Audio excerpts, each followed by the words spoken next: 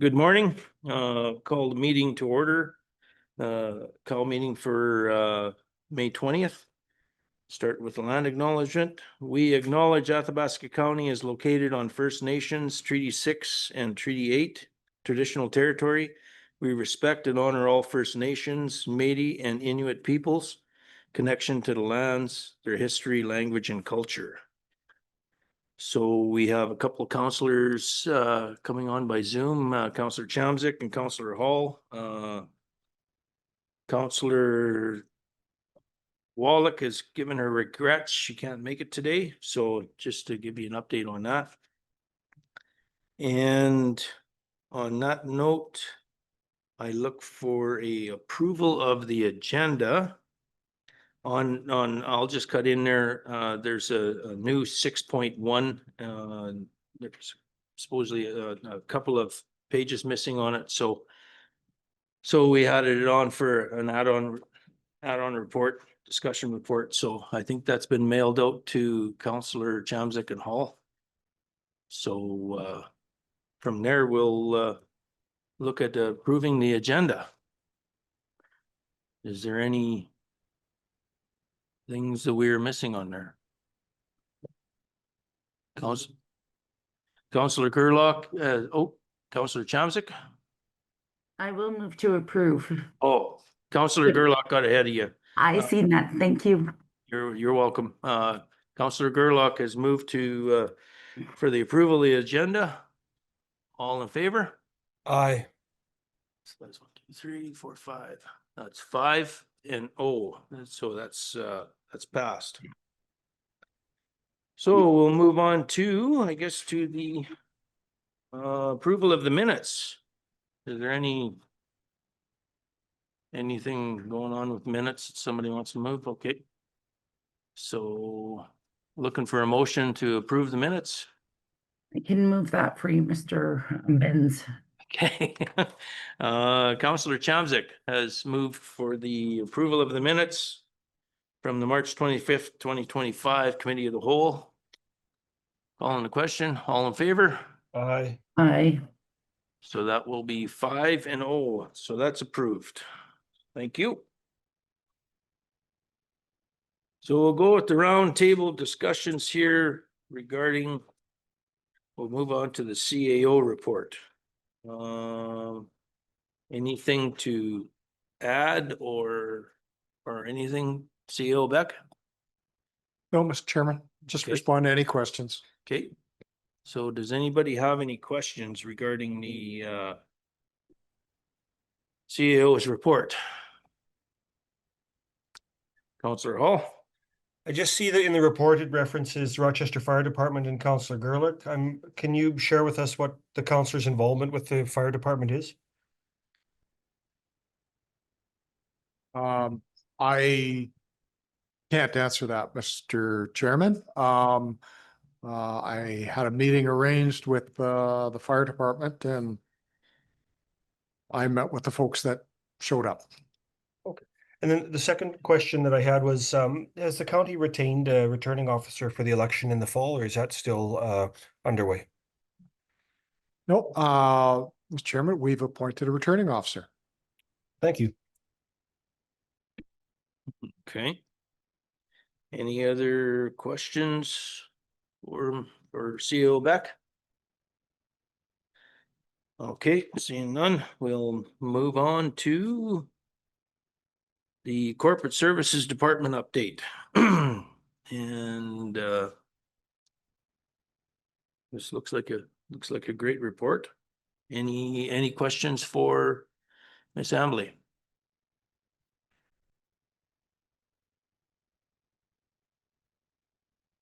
Councillor Chamzik? Yeah, I see on page 11 here, the disaster recovery program. I'm just curious about Amber Valley, on the bottom of page 11.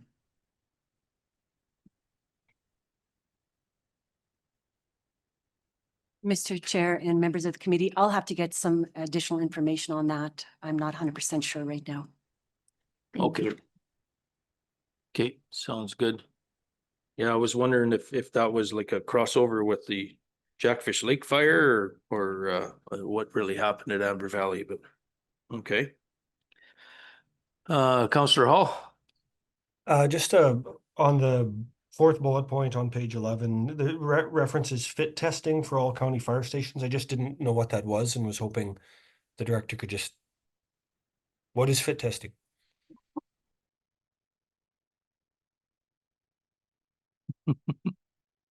Mr. Chairman and members of the committee, that is the testing of the masks to make sure that they're fitted well on the firefighters. Yeah. Perfect. Thank you. You betcha. Okay, anybody else? Counselor Gerlach?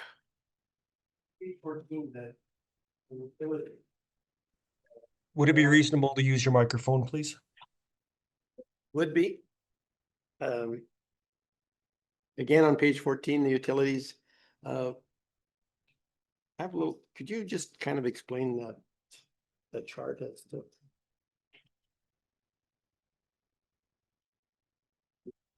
The top chart The top under chart, yeah. utilities.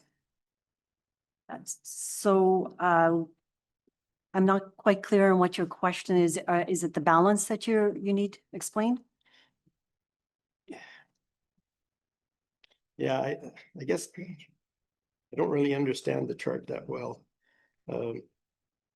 Like the number of counts at the bottom, are those the number of counts total or the number of counts that are sort of behind or? These are the number of accounts, I believe, that are in arrears or that we're still collecting on. This, like, it's pretty constant right across the board. Numbers, they don't seem to change much. Mr. Chairman, members of council, as we had previously mentioned that we now have a collections agency and we are now preparing a report to send to the collections agency. So we're hoping that some of these values do come down. For the utilities ones, if they're exceeding a certain amount of time, then they're added onto the taxes. So that's why you're probably seeing it consistently, is that we're collecting as we can, but if there's anything in arrears, it just gets attached to their taxes. Okay, good, thanks. Counselor Hall? On that subject, I wanted to compliment the director on the clarity of the reporting and note that when you exclude current billing, there's only $8,000 worth of accounts receivable on the water over greater than about 30 days, which I think demonstrates a job well done by our by the CAO's team at the office. Thank you. Thank you for that. Yeah, I'm still trying to figure out these charts and that too. I'm just telling you point blank, because every month I look at these and it's and how is this stuff all figured out? So thank you very much for this. Yeah, Mr. Chairman, members of council, perhaps for the next committee of the whole meeting, we'll change up our charts a little bit to provide a little bit more clarity on them. Perfect. Thank you. Counselor Anderson? Thank you. I did really appreciate your note under the accounts receivable that 40 of the 91 plus day accounts. So that it lists there's 121 accounts that are 91 plus days outstanding. But you noted that 40 of them have balances of less than $10. And I think that does make a difference in the way that we view those statistics and those numbers. So thank you very much for adding that in. Everyone. You betcha. So any other questions? Perfect. Seeing none, we'll move on to Infrastructure Services Department update. Any, Director Morton is not in with us, so CAO, I think you're gonna, Yep, Take I the mean, if helm there's here. any questions, we'll try to answer them, and if we have to just get back to you with information, we will. okay, sounds good. Counselor Hall?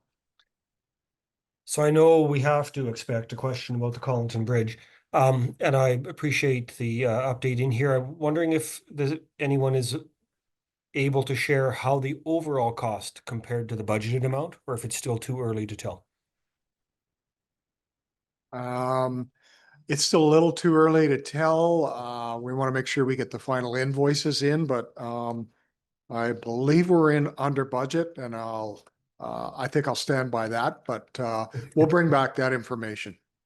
Thank you. Counselor Chowzick? Yeah, just two small questions here on page 18 under recreational airport and security. That they completed the hold harmless for mowing program for 2025 and sent out. I was just wondering if that was only be mailed out to last year's applicants that applied for the mowing program. And my second question would be do we have a date for the flying barbecue? Mr. Chairman, I'll have to get back to council with both of those answers. Wonderful, thank you. Okay. Counselor Gerlach? Yeah, on page 17, under the division update, there's a meeting with the feasibility engineers for Caslan and for Rochester Water. Is there anything to report on that, or is it kind of, what is the process? Mr. Chairman, again, I don't know the answer to that. The information I've had about both those feasibility studies is contained in this report, so I'll try to get an answer back to council. Perfect. We're on the infrastructure services. Reeve Holland just joined us, so thank you for joining us. I guess I have a couple questions. Page 15. Continue to work with operations manager, director, and consultants to gain access to the Berg Reno pit. We're still not in that gravel pit per se. My reading of that is we are not. Okay, is that I guess, is there an update on that where we're gonna know when we're gonna be in that Nope, pit? I can try to get one for council. Unfortunately, a lot of our staff that might work on things like that were busy working on fires. Yeah, you betcha. No, you betcha. That sounds good. Page 16, Public Works Office internet was down for a few days, receive emails or receive phone calls on landline. It had a complete shutdown of the internet and landlines over there.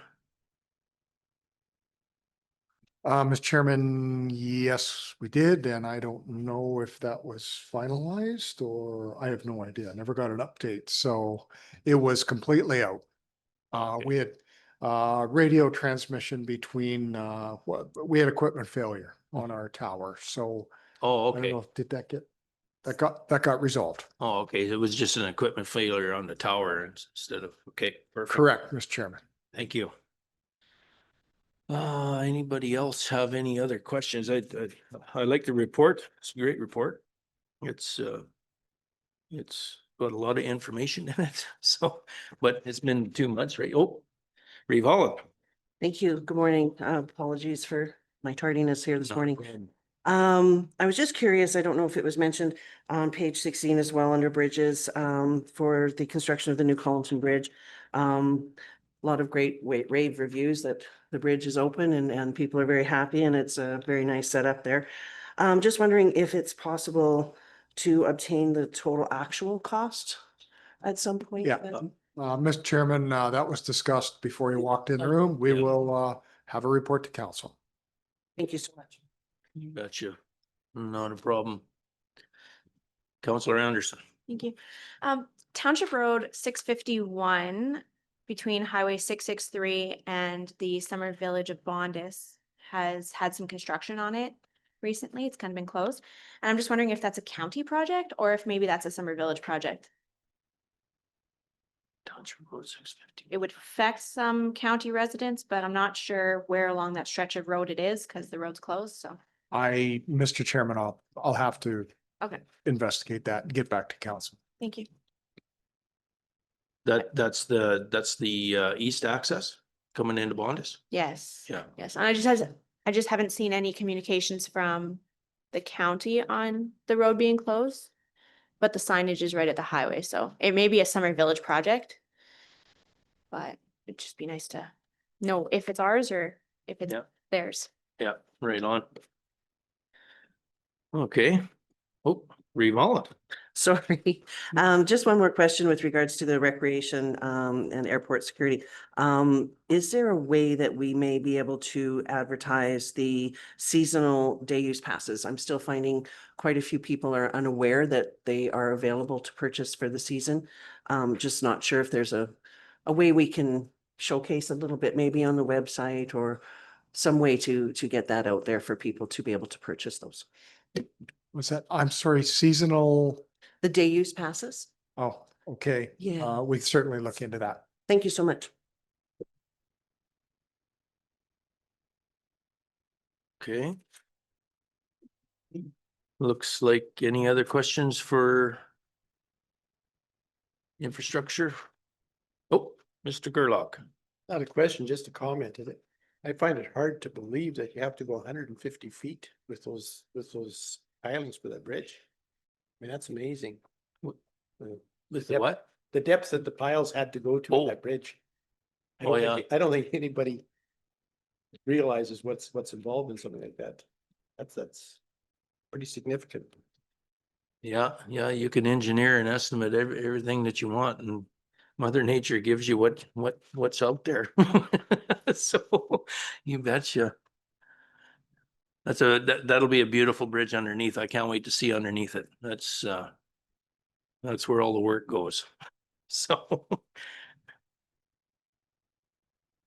Seeing no other questions, thank you for that report, and we'll move on to Director Wilkinson's Community and Protective Services report. Any questions? Counselor Chomzak.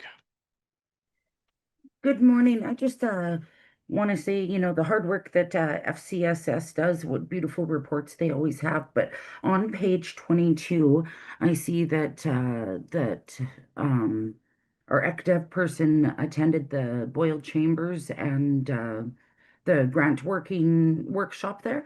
I'm just wondering if there's a possibility in the future if something like this were to arise again to help all of our nonprofits, if it could be open to all county and town nonprofits, just as a suggestion.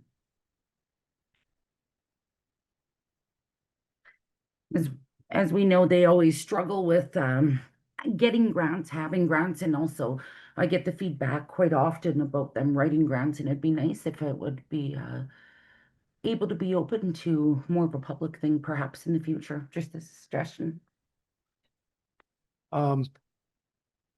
Mr. Chairman, we'll maybe pass that feedback back to AU, Athabasca University, because it was put on by them, if that's the third bullet at the top of the page. So it wasn't us doing it, it was someone else. So we could certainly provide that feedback. Correct. Thank you very much. Okay, anybody else have any questions? Myself, under community transportation, seeing the kilometers and all that, thank you very much for that. That gives us an idea of what's happening on that end. Everybody was very busy on the fires and that I see, and all that stuff. Anybody else have any questions? Thank you for this great report for sure. Seeing none? Oh. Reeve Holland. Thank you. Just kept you up with my notes. Thanks again. And I echo, these reports are absolutely fantastic. And I've been quite often when I receive questions and concerns coming from residents, I point them back to these reports as they are great information. Just curious, on page 21 under economic development, it's mentioning working with Portage College to hold Superhost Foundation's course for up to 12 people in customer facing roles. Students will learn how to be a destination ambassador for the region. I think that that's absolutely amazing that that's going on. There's a whole pile of things that are happening in our community that I don't think people are really aware of, and that really caught my eye as being a destination ambassador for the region. One of the things that has been mentioned in passing and conversation with other elected officials as well as stakeholders in our community is the ability to be able to sell our region with their candidate packages. And so in that conversation, it was discussed if there was any way we could put together some sort of a regional promotional type sell type sheet to put in these candidate packages. So it was just something that was brought to my attention that I thought was a really neat idea, that people are looking to add information about the county, the town, the village, all of those types of things in our region, and would like to share that in their candidate packages. So I just thought I'd bring that forward as one of the comments that I had seen and had been brought forward to me as well. Fire services, I noticed it says here, mechanical assessments, it's on page 21, mechanical assessments completed and adjustments being made to 20-year capital asset plan based on findings. That is awesome. That is absolutely fantastic to hear of the planning that's going forward in our fire services, and to have a 20-year capital plan is pretty amazing. I think that's awesome. In the FCSS on page 22, that FCSS has done, of course, their appreciation for their volunteers, for their Meals on Wheels, etc. And that just a shout out for people to understand that FCSS is always continually recruiting for volunteers for those amazing programs, Meals on Wheels program, the Athabasca Mentorship Program, Emergency Social Services Support. And I think that those are another really good asset to have in our community. So hopefully some of those volunteers will be able to step forward. With regards to some of the stats that I'm seeing with development and subdivision and all of those things that are happening, is we are seeing more and more development coming our way. I was just curious, is there a way to know in those developments what are new home builds or ready to move homes? Are we able to track that information? Yeah, all that information is tracked for sure. Okay. And is there a way to identify it? I know we have building development in here, but is there a way to specify what new home builds are there, or what is moving in, whether it be modular or RTMs? We have the ability, yeah, we track those things for sure. Okay. Yes. Are we able to share it in this report? Yeah, we can. That would be great. So Good to be information. clear, what kind of statistics are you looking for? It will not only like we have building permits that are going out, but to know how many new home builds are happening, or there's what new homes are coming into the community. What, like I say, whether that be a modular or RTM or manufactured home.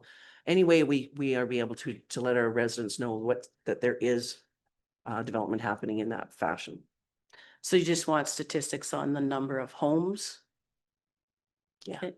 just to know where we're at with it. If it's possible, if it's easy peasy. And I also noticed as well, there's been, of course, enforcement services has been extremely busy. And I'm seeing a lot of that happening with fire permits as being part and parcel of them being very busy. So hopefully everything is going well that way. It looks, of course, that there are increases to the citation amounts. So hopefully things are going well out there. And a shout out as well to FCSS. I enjoy always reading their reports as well, because it amazes me the amount of work and that goes out of that department as well, and the good work that they do for our community. So thank you very much. Thank you. Any other questions? Okay, well, thank you, everybody, for these reports. We'll move on to counselor updates. And we may as well start, maybe we can start on Zoom this morning. Counselor Chamzik, do you want to start us off on counselor updates? Sure thing. Since our last committee of the whole, multiple committee meetings for ALT libraries and NLLS, I've attended Pembina Zones, took some training from Public Library Service Branch for board training, along with one of our library managers, and also had them come along to our county library board for some training as well.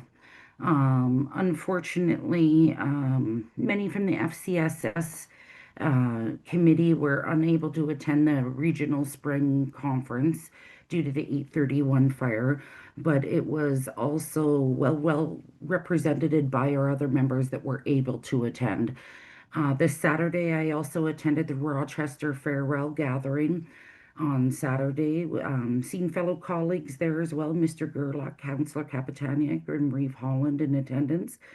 I would also like to know if there would also be an appetite here shortly to do another county road tour. I would like to finish up where we left off. And I just think it's a great opportunity to get that out there before the end of our term. Other than that, in the community, Grassland had another successful year for Soup for Seniors that is wrapped up for the year. Crossvita Slow Pitch Tournament is coming up through June 6th to the 8th. Hamlet cleanup in Grassland tomorrow is around 12:30. So, hopefully people will be going slow, looking out for those kiddos. And Grassland kindergarten grad ceremony and grade 9 grad coming up on Friday. And that's about all that I can think of. Thank you. Perfect. Thank you. Councillor Hall. My reports are generally contained in the written submissions that flow through council meeting. Okay. Councillor Anderson. Thank you. I would like to say kudos to all the members of administration in our local fire departments and our local businesses that assisted with the Highway 831 fire. I still cannot believe how much they managed to save. And that's completely due to the skill and knowledge of all those members that were responding. So thank you very much. I do have one concern. I had a post shared with me, a picture of a poster that's being circulated by a community member, stating that the Boyle Fire Department needs to replace some equipment that was destroyed while fighting the Highway 831 fire, and asking people to make donations to help cover the costs of these replacements. I have not seen the fire department or the village share it, so I think it's something being spearheaded by a community member, probably with the absolute best intentions. But through the chair to administration, just because I'm concerned that the message that this sends to our public, that the village helped us fight a fire on county property and then maybe we're leaving them in the lurch. So can admin confirm that if one of our mutual aid partners, their equipment is damaged during an emergency response in our municipality, that we do assist with that replacement and include it in our DRP applications? Because I think from what we heard after the Jackfish Lake fire, the county really did step up and help out and do everything they could. And I just want that message to be sent. Mr. Chairman, yeah, if one of our mutual aid partners, I'm sure we would certainly assist. That's the first I've heard that they lost a piece of equipment. I had not heard a single thing about that. So. Okay. Thank you very much. And yeah, thank you for bringing that forward, because again, social media, who knows, maybe somebody's looking for something else. So.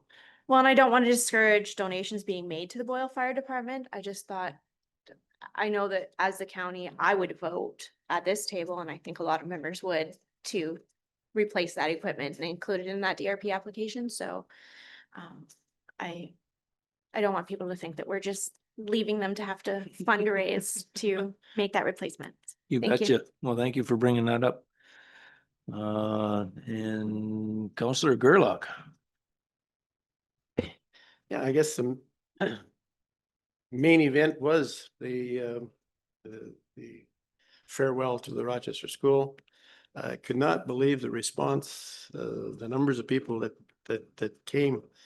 It was a very solemn, sad occasion with one respect, but a joyous one on the other. With all the people that came back, some came from as far as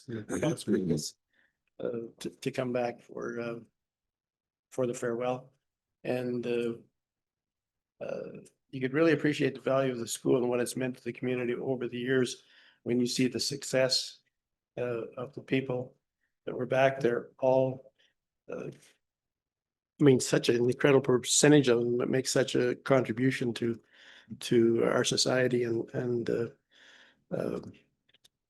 the school offered athletics, excellence, academic excellence, and it did develop people of character, which I think is probably the most important thing. And it's sad to see it go, but it was. I've never heard such a rendition of O Canada as opened that meeting. I mean, they just belted it out, and it was quite an atmosphere. Perfect. Reeve Holland. Thank you. March 26th, I think, was our last committee of the whole meeting. So I went through and tried to figure out where things were, and man, it's been busy. Highlights for me was I recertified for the subdivision and appeal board. Of course, the wildfire as mentioned, our gratitude, there aren't words. It's just amazing what was done for everybody pulling together there. So that is still a highlight in the community of everyone speaking how proud they are of not only fire services, but the behind the scenes that make those things successful and happen. A lot of resident concerns that I've been fielding here, mainly in my area, Division 5. There was some brushing concerns in the Jumping Deer area. There's some flooding concerns that I think are mainly attested to those pesky beavers that are always keeping everybody busy. The dust control late fee was another one that came about by a few people that felt it was a little unfair, especially considering some areas haven't been mobilized as of yet. So there was concern there. Assessments and taxes has taken up quite a bit of time as well. People having that conversation and learning where to find the information that they're looking for, as well as a few concerns just with regards to our own team and hoping to see things work out a little bit better on that end. We held our first regional collaboration committee meeting last week. It was extremely informal at this time and a bit of good information that's going to be coming out of there. So I'll provide a report for that for our next meeting. Committee work has been keeping me busy as well, especially with regards now as the season for trails. So we did a trail walk, which was really super nice to go out and see how the pride that residents take in the trail that's in their areas and how well that they look after the trail that's in their areas. They groom it. It was just amazing to see that outpouring of community support for the Athabasca Landing Trail, the Trans-Canada Trail. So that's going to be a really neat project too. I'm looking forward to that report coming, as well as preparing for our spring cleanup, which is happening, I believe it will be June 14th. So that, of course, advertisement will be requested, I think in our next council meeting. I'll try and get an RFD out for that as well, to promote that for volunteerism. There was a couple of concerns with regards to the Trans-Canada Trail, Athabasca Landing Trail, and it's mainly the lack of promotion within our own county. And so there was a request if there's any way to add that to our website for recreation. I just thought I would mention it here at that meeting, but again, a formal request will come through. And yes, the Rochester school closing was pretty amazing to attend. The outpouring of community spirit. It was just heartwarming, really heartwarming to see. Tears, a lot of tears, a lot of laughter, a lot of good stories that were coming forward. I got a kick out of a lot of those stories. So a testament to incredible community spirit in Rochester. Definitely very cool. And other than that, I think, yeah, I'll leave it at that for now. Thank you. Right on. Well, thank you very much. I guess for myself, yeah, same sort of thing. It's that fire, unbelievable, the way it was handled and everything that happened in there with the response and thank you wholeheartedly to everybody that came out and helped and joined in for the response on it. Whether you were And thank you to Mother Nature for a little bit of luck also. So, but a little cooler weather has actually helped us through this period of lack of rain. We're not as lucky as down south, but maybe it'll come. This morning driving in, I noticed the Athabasca River's up. So it looks like, and it just came up in the last few days. So we got some winter or snow melt happening in the mountains, which is cool. And yeah, very busy with Athabasca Minor Balls fired up, and holy man, is there lots of games. So that's another thing to go out and watch. There's lots of kids playing ball. Yeah, just been busy with meetings and running and doing that. So and my reports are also in the council agendas and that. So perfect. So I guess anybody else have anything else to discuss? Seeing no hands up, Kate, we'll thank you everybody and thank you administration for all these reports. They're very beneficial that we could actually have a peek at these and see what's going on, because it's always in the back of our minds, and all of a sudden something will tweak us in that. So thank you very much for that, for everybody's report. So moving on to number 5, business arising from minutes. 5.1, North Skeleton Lake Community Association. And that is previous background. I guess on that note, who wants to jump on this? Does administration want to take a run at this, or? Mr. Chairman, no, it's in the report. I should just add additional information. We've reached out to Fortis to get a cost if we actually want to put in an actual energized light pole, and we're just waiting back for an estimate. Just in past experience, sometimes a powered light pole can be more effective than a solar light. That's all. That's all I'll add. I don't have a price. Okay, do we, that sounds very good. If we're gonna put something in, we may as well make it worthwhile. Anybody else want some discussion? Reeve Holland. Thanks very much. I really appreciate you going forward to look at another option that may be not only better, but more cost effective. So I wonder, being that is something that we're waiting on for an estimate to come forward, if maybe we postpone this conversation until we have that information. Because I think it's definitely well worthwhile in getting all areas, all the information that we need to make the best decision that is possible. Okay. Counselor Anderson. Thank you. I guess I still don't truly understand why this item was tabled to the committee of the whole meeting. The motion that was on the table was that the county provide approval for the North Skeleton Lake Community Association to install a solar light to be paid for and maintained by the North Skeleton Lake Community Association. We had already defeated a motion that we would pay for it from our funds. So when I look back to previous council decisions this year, we had kind of gone through a similar situation with the Wandering River sign. We said one thing and we kind of replied, and our final decision was that they could install it on our property with their funds, and it could be what they wanted. They came to us asking for permission to install a solar light. So while I understand, I would agree that the Fortis light would probably be brighter and last longer and whatnot. If we're gonna expect them to pay for it and they want to pay for a solar light, I guess I just don't understand why it got tabled here.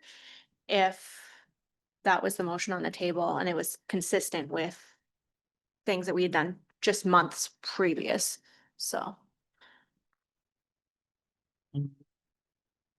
I wasn't sure, like, what was the discussion that was supposed to be happening here, because. I think a little bit was you install the light and then who maintains it all of a sudden if the light isn't working? Who's going to maintain it if? Because we, like we all know that solar lights are not the most, they are economical, but they also can be an issue, and I think that's why administration has went out and looked at Fortis to see if we can get an actual powered light down there. The other thing would be possibly where the light wants to be installed. It is an environmental reserve all the way along there, and there's probably some permits that need to be handled there through environment, because we can't put, the only thing, I remember the only thing we used to be able to put in on an environmental reserve is a rock to stop people from quadding or going on there. We tried posts and all this other stuff, and they weren't really happy with that. So I think that was just to have a discussion of a lot of it is who's going to maintain this light once it gets put in. Where if we go with the powered light, then it gets maintained that way. So Reeve Hall. Thank you. Yeah, exactly that. I think it was, if I remember correctly, the conversation was leaning towards, yes, if the North Skeleton Lake Community Association would like to go ahead and pay and maintain that, what agreements are in place with the county if there is any municipal land that's being involved, of where the setup is, et cetera, if it's on private land. So I think that that information needed to be confirmed, as well as agreements that were put into place. However, if it comes forward with administration taking that courtesy to obtain further quote for what may be better and may even cost less, maybe that's something that the North Skeleton Lake Community Association would like to entertain. So as well, it would give them a full round of complete information rather than just one item. It gives an option that's available for people. So for me, I think it's extremely important to, as much information as you can, look at all the different options, and then of course, what agreements are required. So do we know exactly where the light is to be installed? Or where it's requested to be installed? Do we have that information? I don't have an exact specific location. Yeah, so we don't know if it's on private land. We don't know if it's on municipal land. My understanding was we would stay within the road allowance. We have a road allowance there, so So it'd be there's no municipal. private land down there. It's either environmental reserve or it's provincial crown land near the lake. But we're allowed to install utilities within the road allowance. Okay. So that would then, of course, would institute an agreement, I would assume, for maintenance of that particular light, should the North Skeleton Lake Community Association decide to go forward. So I think for me, the information that this was at this time to be at the committee of the whole was to discuss what an agreement would look like. And now that we have further information that there's a possible second option, I think that there's more discussion to be had that we won't be able to do today. Sorry, Councillor Chamzik, I seen you had your hand up and then you put it down. I did. I just, I don't believe in repeating a lot of the same things that others have already said. So most of it was touched. And the only other thing that I just don't recall off the top of my head, if all the residents for, everything from like Peggy's Cove or Katie's Cove, sorry, to Perch Cove and all of that, if they, if there was any sort of survey or anything done about the want of a light. I don't recall that, but I love the idea of having an option. And like I said, I think everything else has been covered. Thank you. Okay, thank you. Councillor Hall. I also am kind of questioning why this couldn't have been decided at the April 25th meeting instead of stalling it till today. I believe we should be enabling community groups to build community just like we did in Wandering River. And I think we need to learn the lessons of the missteps we perhaps made with the Wandering River sign. The community group has not asked for electric. They have not asked for more options. They have asked for permission to install a solar light. And I think we should be in a position where the county grants that. If they subsequent to us giving permission to install a solar light, decide they want to upgrade to electrical, it's up to them, or to a wired or powered electric light. It's up to them to come back and ask for it and propose that to us, and new decisions can be made at the time. But the idea that, you know, someone might someday want to ask for an electric one, it does not preclude the ability to give them permission to move ahead with a solar one in advance if that's really what they want. And so I think that I would repeat the motion that the committee recommend to council that the county provide approval to the North Skeleton Lake Community Association to install a solar light to be paid for and maintained by the North Skeleton Lake Community Association.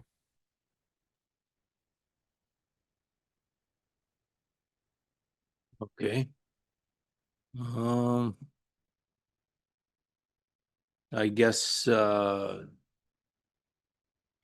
you recommend to county council that motion?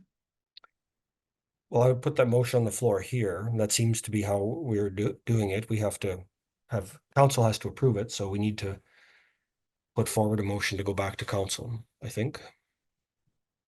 Okay, so you don't want to wait for the you don't want to wait for administration to get a price on the permanent power one? One does not preclude the other.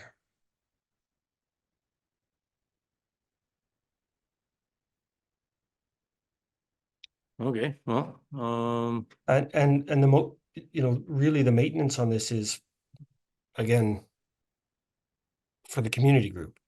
And if they decide as they look into it and dig into it, want to go the electrical route, I'm sure some of them are watching the meeting today, that idea will obviously be planted with them.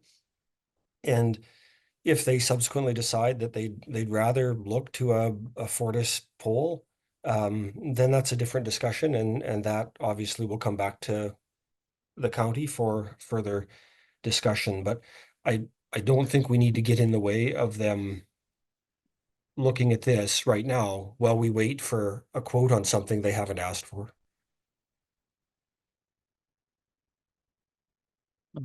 Councillor Gerlach. Yeah, I have a tendency to agree. We're making this fairly complicated and it's pretty simple and straightforward.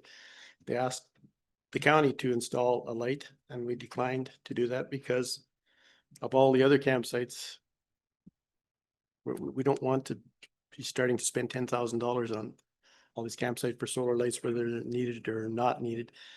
So they've asked for a solar light and they've asked for a place to put it, and a road allowance is an adequate place. So I think we should just wish them all the best, and we don't need an agreement or maintenance.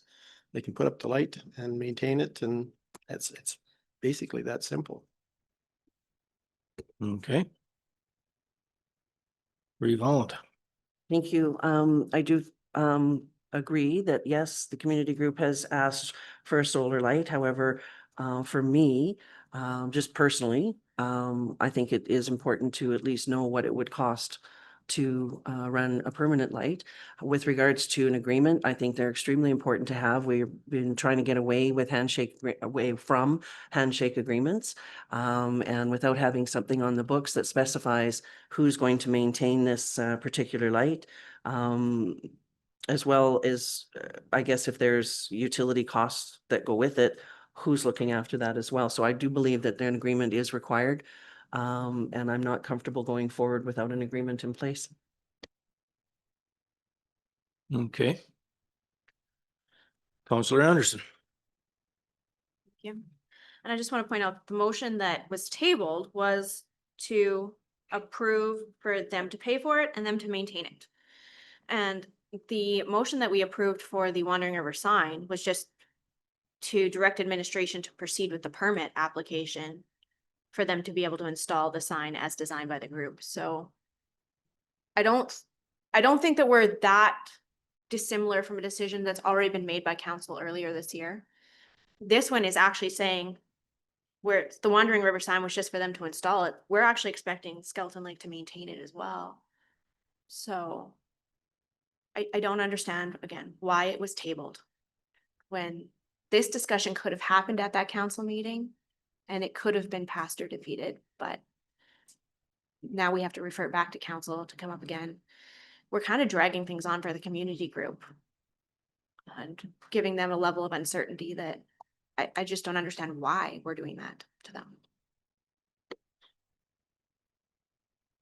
Yeah, yeah, I guess we beat this thing to death. It's the little things like this that we beat up and we try to figure out. I guess a lot of the reason that I looked at it is because of all the recreational stuff that we have in place right now that is not, and it's not administration's fault, but that us as council need to put forward more into the budget of actually maintaining these areas. So a lot of that reason why we question this light and kind of like a whole new startup of a swimming area and everything down there was just due to the fact that we have these in place already and we need to, as council, make sure that we put in money into the budget to maintain these areas. You know, there's some of them like let's look at the boat launches and all this stuff, like how much it costs us to maintain all this stuff. So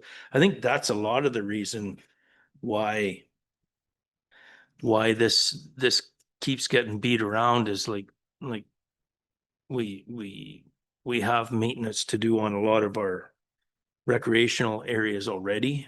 And if we keep adding them on without actually maintaining the ones we have, that's not correct either. So that's why this keeps, my point of view, maybe not the rest of councils, but my point of view, that's why it keeps getting beat up.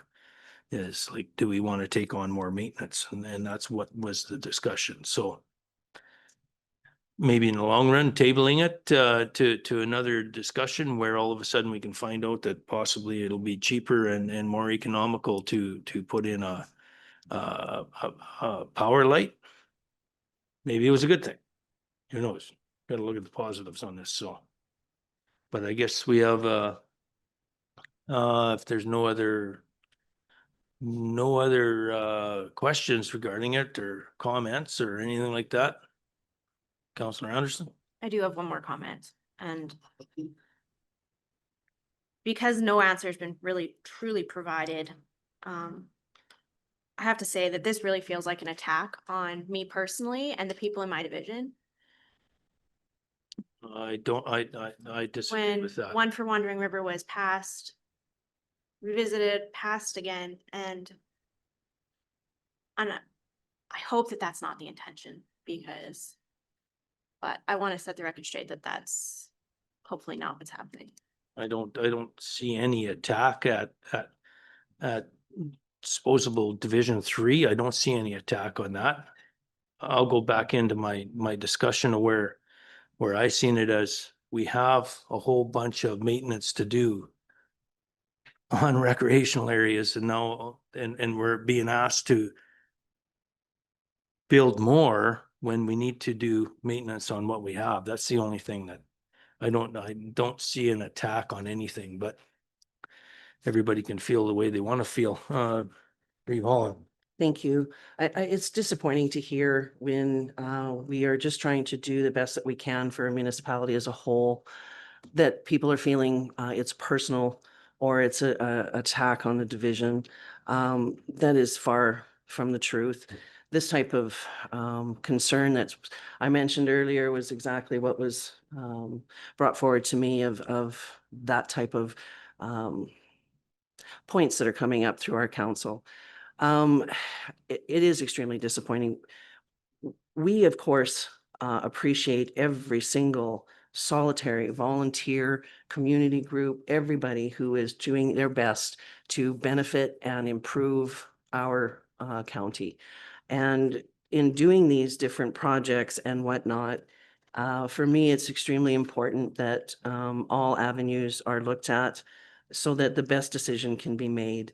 It is definitely far from any sort of attack, and it's disappointing to hear that. It really is. And as far as I'm concerned, it turns into what comment was made to me was that's a lot of gaslighting that is not required in this room. So I would hope that that kind of conversation like that ends and that people understand that we are simply just trying to do the best that we can from corner to corner, border to border. And for me, the fact that administration actually thought that it might be beneficial to give this information to the community group, that there might be a better way, I think is a testament to just trying to show that we're doing everything that we possibly can to make everything, pardon me, make everything as best as we can. And I take great offense to being pointed at the personal attacks and division attacks. I don't believe any of that happens at all. Okay, well, we got a motion on the floor right now to recommend to county council. Would you please repeat that motion, Councillor Hall? Sure. It's basically what's written in your agenda with the words recommend to county council.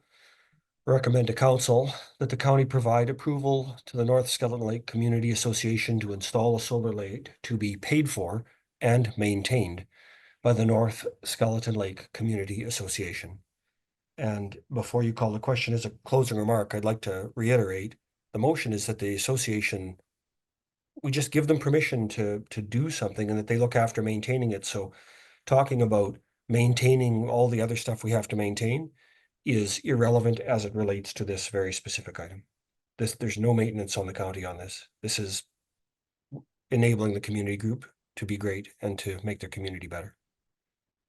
Okay, we got a motion on the floor. And And also like it to be recorded vote. We might as well. recorded vote. Okay. I love them. So, okay, all in favor? Aye. So we got Councillor Gerlach, Councillor Mims, Councillor Anderson, and Councillor Hall in favor. Opposed? Aye. Reeve Holland and Councillor Chamsick. So motion to recommend to county council was approved. On that note, I think we're gonna take a 5-minute break here and refresh our coffees, and then we'll come back to 6.1.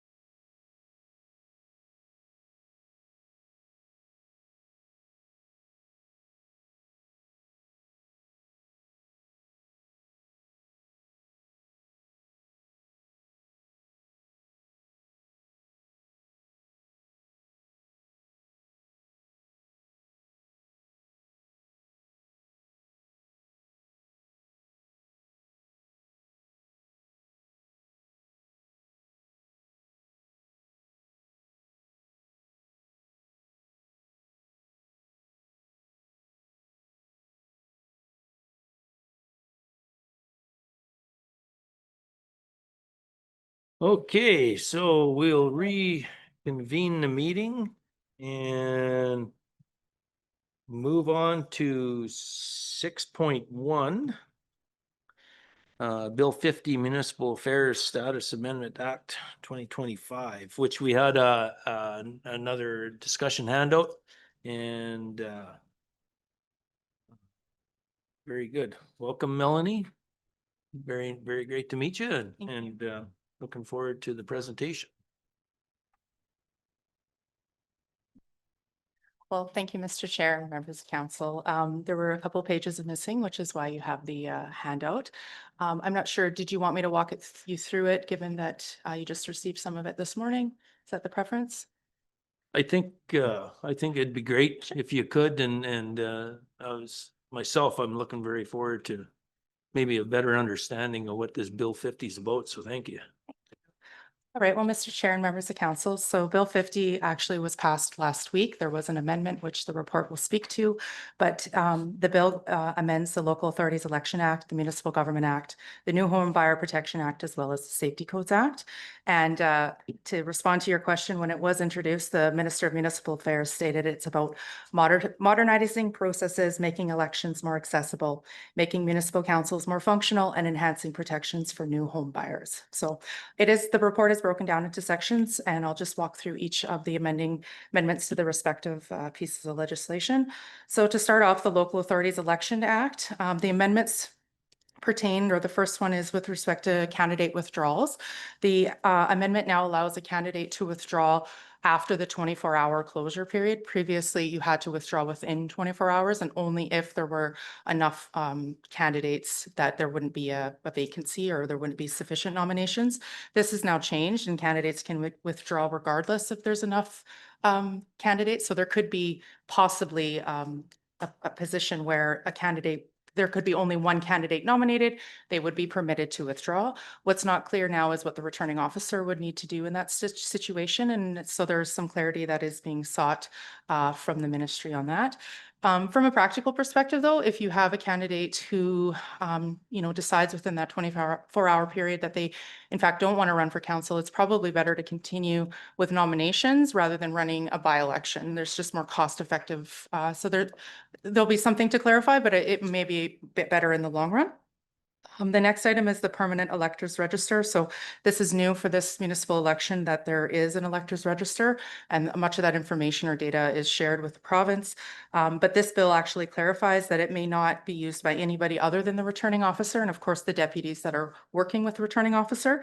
And should another jurisdiction such as a school division request it, the municipality must provide it. So they will also be afforded those resources when conducting the election. The next item is the elector assistance terminals. So I'm sure, as you know, the previous amendments in Bill 20 prohibited voting machines, voting recorders, and tabulators. However, Bill 50 now allows for elector assistance terminals for electors with visual or physical, and part of my spelling error, impairment, to mark a ballot independently. This is optional, however, and if a municipality chooses to allow for these, they must have a bylaw passed by the end of June. However, administration is not recommending a voter assistance terminal. If there is not a bylaw, a voter could request assistance from either a friend they could bring to the voting station or a deputy, and there's some forms that need to be signed.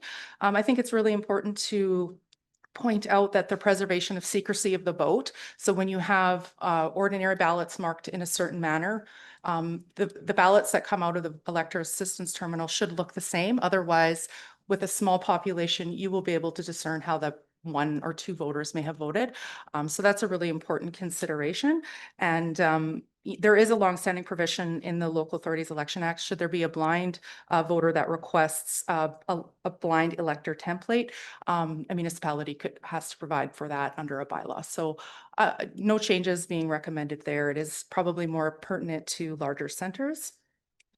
The next amendment is with respect to the recount process, and There are now two distinctions within the Local Authorities Election Act, and Bill 50 really provides for those, titles them separately as preliminary recounts and recounts on request, and also specifies different timelines. So the first being 44 hours and the second being 72 hours. And so there's some processes there for candidates and their agents, as well, of course, the returning officer. And then there are some other changes with respect to Jasper, of course. There are some provisions for this election with displaced residents.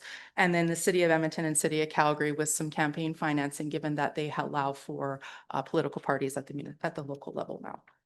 So moving over to the Municipal Government Act, and I'm sure you've heard quite a bit about these changes as well.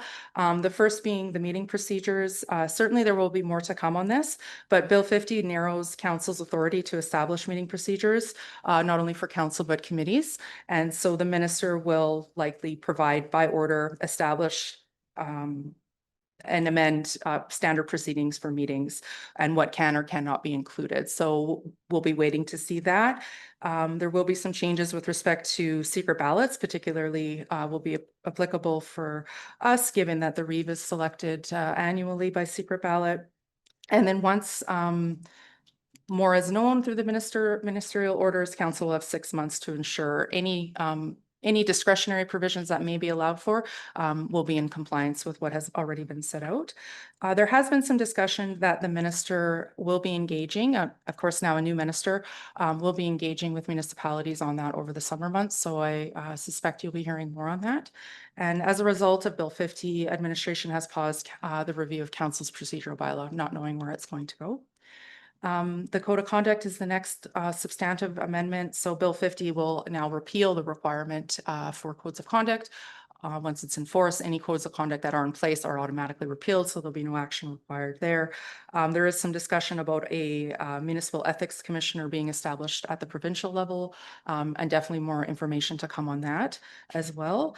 But it's important to recognize codes of conduct can no longer be in place, of course, for council, but any of the committees as well. There are some small provisions for boards that's a little bit separate, but I suspect there will be no codes of conduct at the municipal level regardless. The next item is with respect to public interest, and this is on a vote to dismiss a councillor. So when Bill 20 was passed in 2024, a mechanism was provided that the cabinet could direct a CAO to hold a vote to have whether or not a councillor should be dismissed. And one of the provisions there was if it's in the public interest. So Bill 50 now establishes that cabinet can make a regulation about what public interest actually means, because it's quite broad. So while I guess we wait to see more on that, hopefully not an issue, of course. The next couple of or few items is with respect to the CAO. So the first being Bill 50 prohibits more than one CAO, and I'm sure you've heard of situations where that's been an issue. So going forward, there will only be one CAO provided for. As well, councils cannot, excuse me, vary the vote required to vote to appoint or terminate a CAO. It is stated that it's the majority of the whole council, but it sounds like some municipalities may have made their own local provisions for that. Of course, Athabasca County, we already comply with this requirement. The next item is the natural person powers. So this was the part of Bill 50 that was amended. Initially, there was a requirement that anytime the CAO executed the natural person powers, notification to council had to be provided within 72 hours.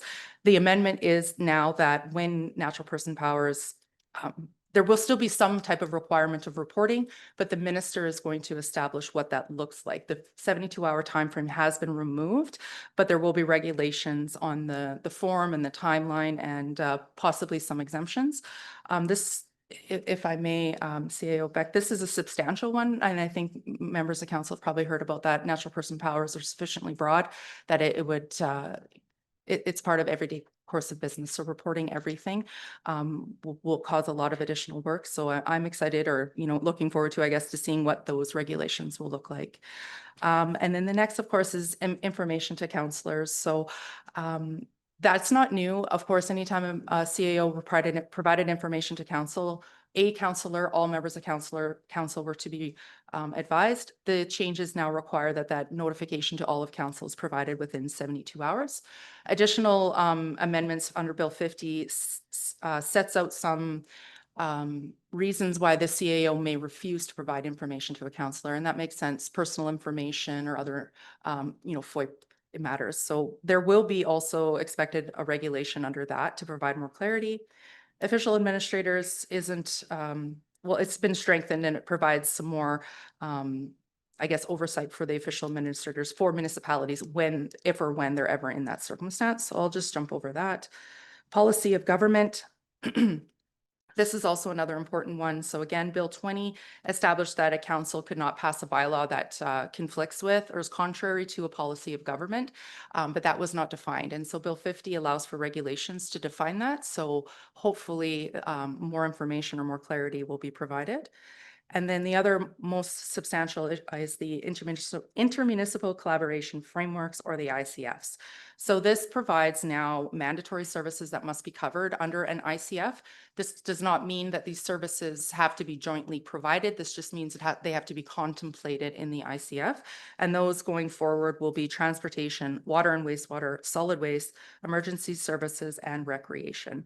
And then those services are the limited scope should municipalities go to arbitration. Those are the only issues that an arbitrator could look into. Of course, ICFs could include other issues or other services, but could not be subject to arbitration. And then another important change is that all funding parties for any new capital facility must be involved in the decision and design to construct a facility. So that really goes to working together from the start between the municipalities. And of course, now instead of negotiating in good faith, you're to act in good faith when working on the ICFs. For Athabasca County, there are several ICFs. Of course, with the number of summer villages, town, village, and adjacent rural municipalities. So just a really quick glance through them. The ICFs with the town and the village are inclusive of mandatory services, so those should be continuing. ICFs, however, with the summer villages may need to be reviewed and amended to include all of the mandatory services. And again, it's not to suggest that they have to be provided jointly. It just means that the ICFs need to reflect and probably will say they are not applicable. And then there are provisions for rural municipalities or municipal districts to mutually opt out of ICFs. Athabasca County does have an ICF with a specialized municipality, however, and there's no clarity on what that means if the same ability to opt out is provided for. So there is no timeline, however, for ICFs to be compliant. So more to come on that, I'm sure. And then there is the New Home Buyer Protection Act, and this really provides changes for those residents or owners who build their own home and simplifies some of those processes.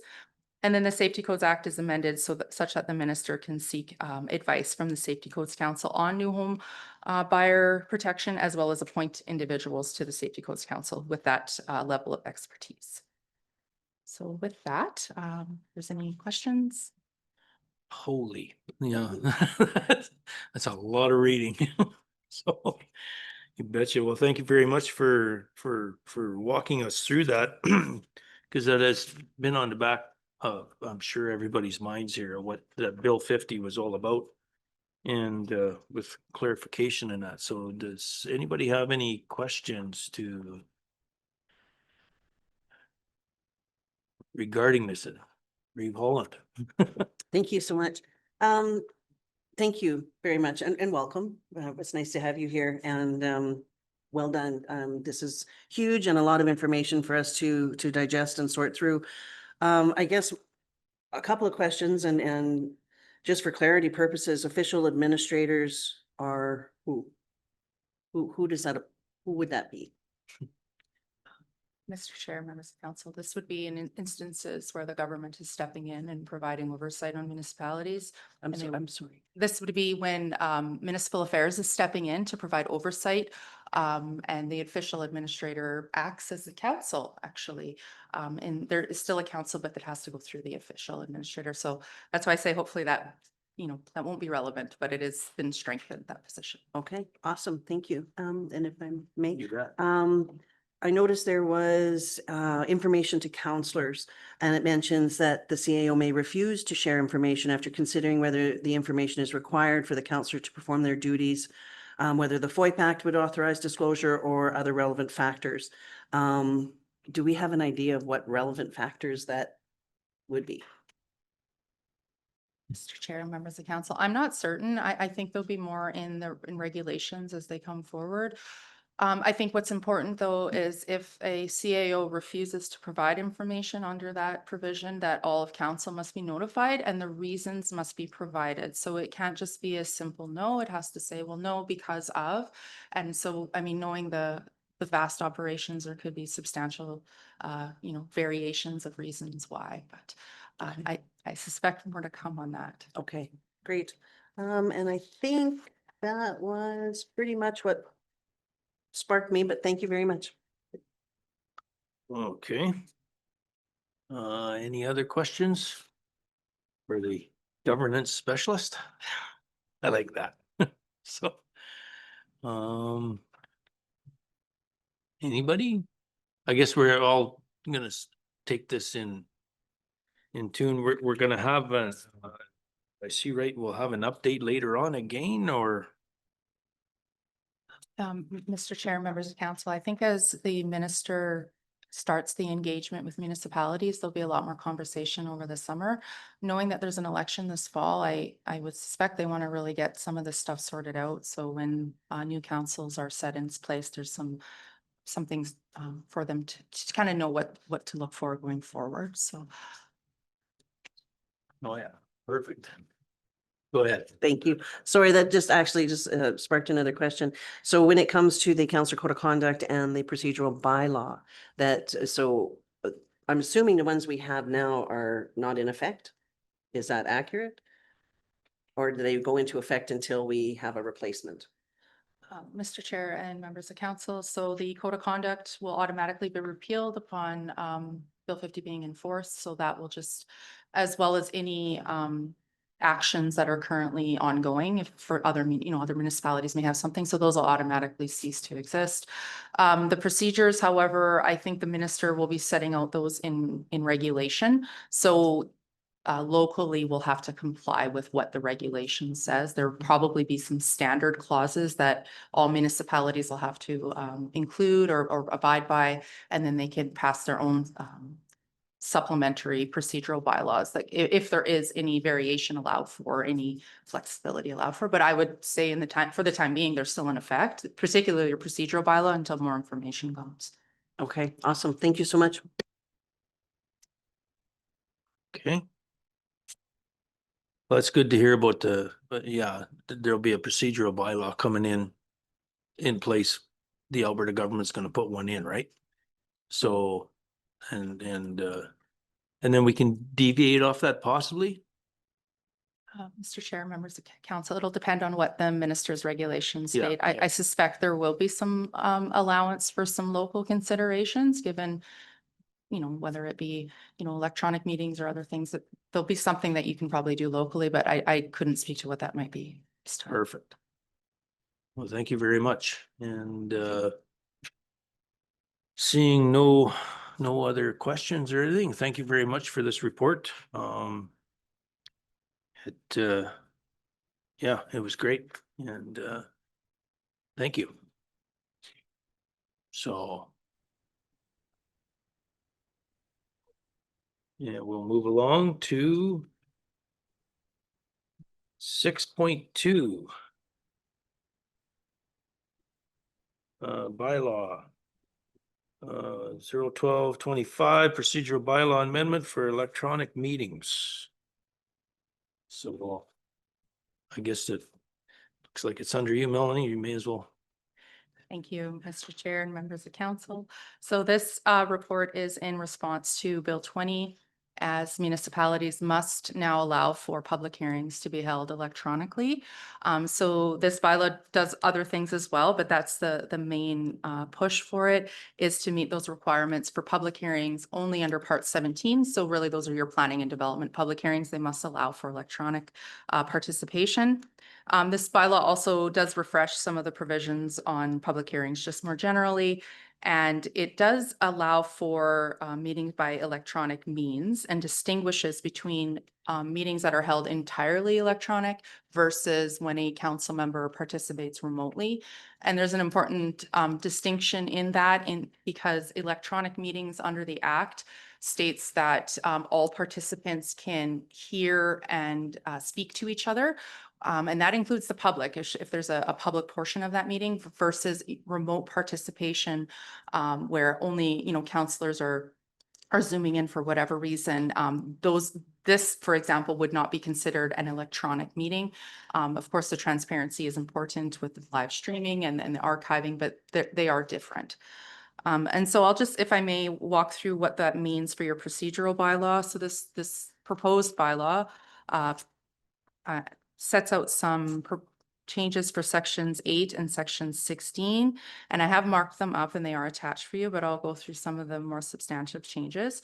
So there was a change at the MGA where it's actually now section 16.4 that governs public hearings, and it states that hearings are to be held during regular or special council meetings. So what that means for us is that council meetings do not need to be recessed to hold a hearing. You'll just go right into that hearing and call it to order. The bylaw does maintain a 5 minutes for presenters during public hearings, but I have struck out the opportunity to extend any presentations, as it could become a procedural issue should there be one party that feels that an extension was granted to someone and not to them. And so if council ever feels that there could be a particularly tricky public hearing, you could pre-establish some other rules, whether that be presenting in panels or extending that time limit.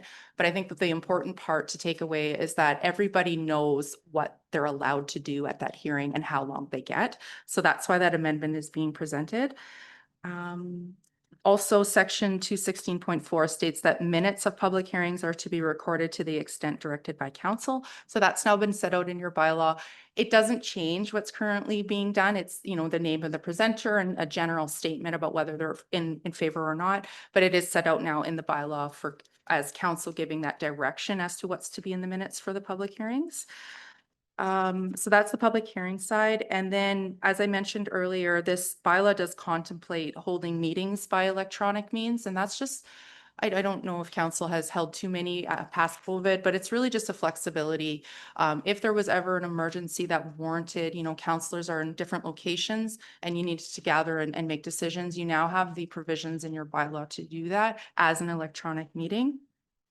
Of course, public hearings must always be electronic, and that doesn't mean that participants from the public can only participate electronically. That just gives them the option to zoom in or call in. There, of course, the bylaw would still allow them to come into council chambers and present as well.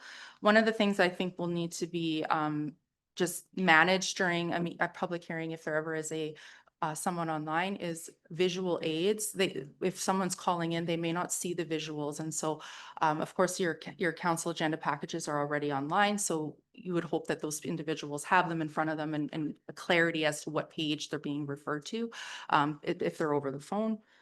And then, of course, it doesn't change anything. It just sets it out in the bylaw what must be included for the notice of the public hearing. And that is instructions how parties are to participate. The bylaw does state that they must pre-register, and that's really just to ensure administration has knowledge of who's participating online so nobody gets overlooked. And that's, again, consistent with what's already taking place.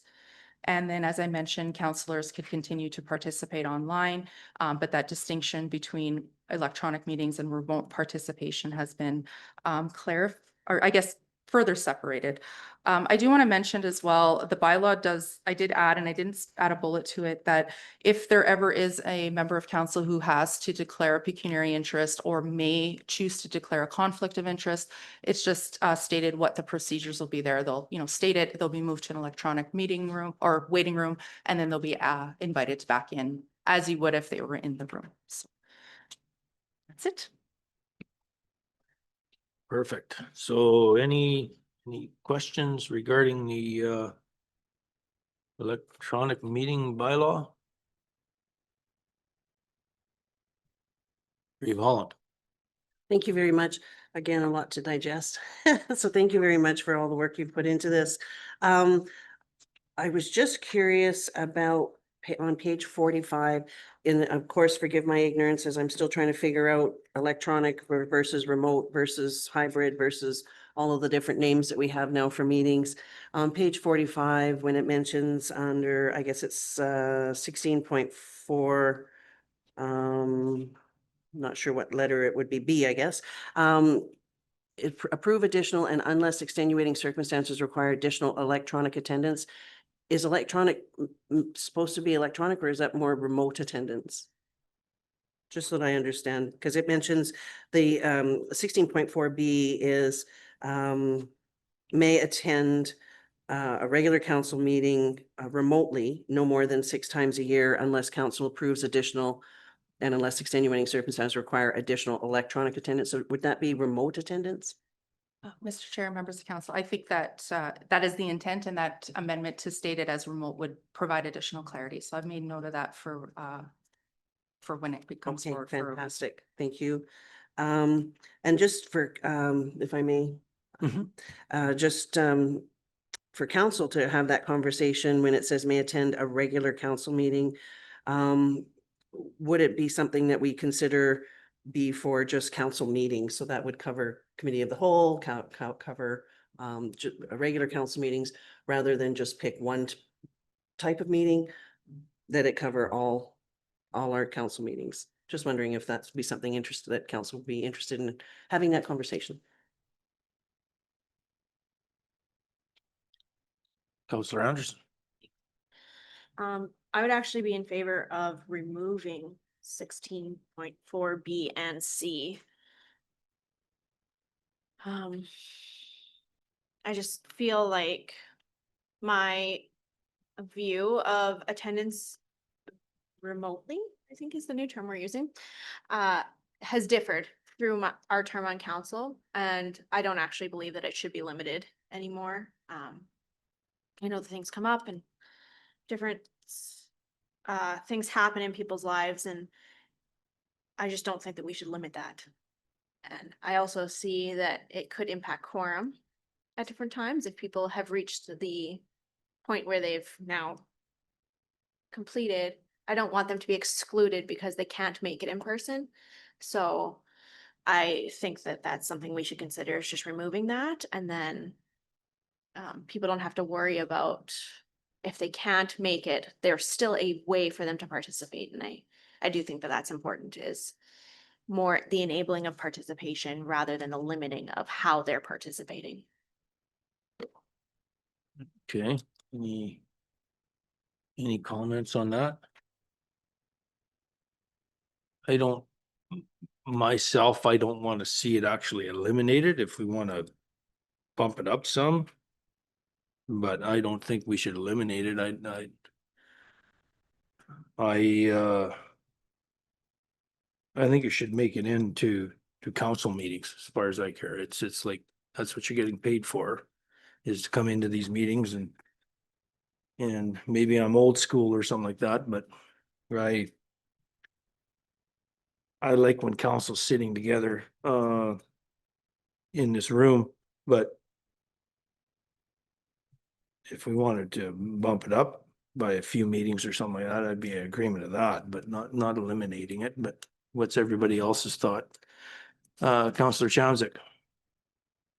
I agree. I feel that the ratepayers of Athabasca County has elected us to sit in that room to make those hard decisions. I do feel it's important that we are able to be in that room as much as possible. And I do understand life circumstances and things come up.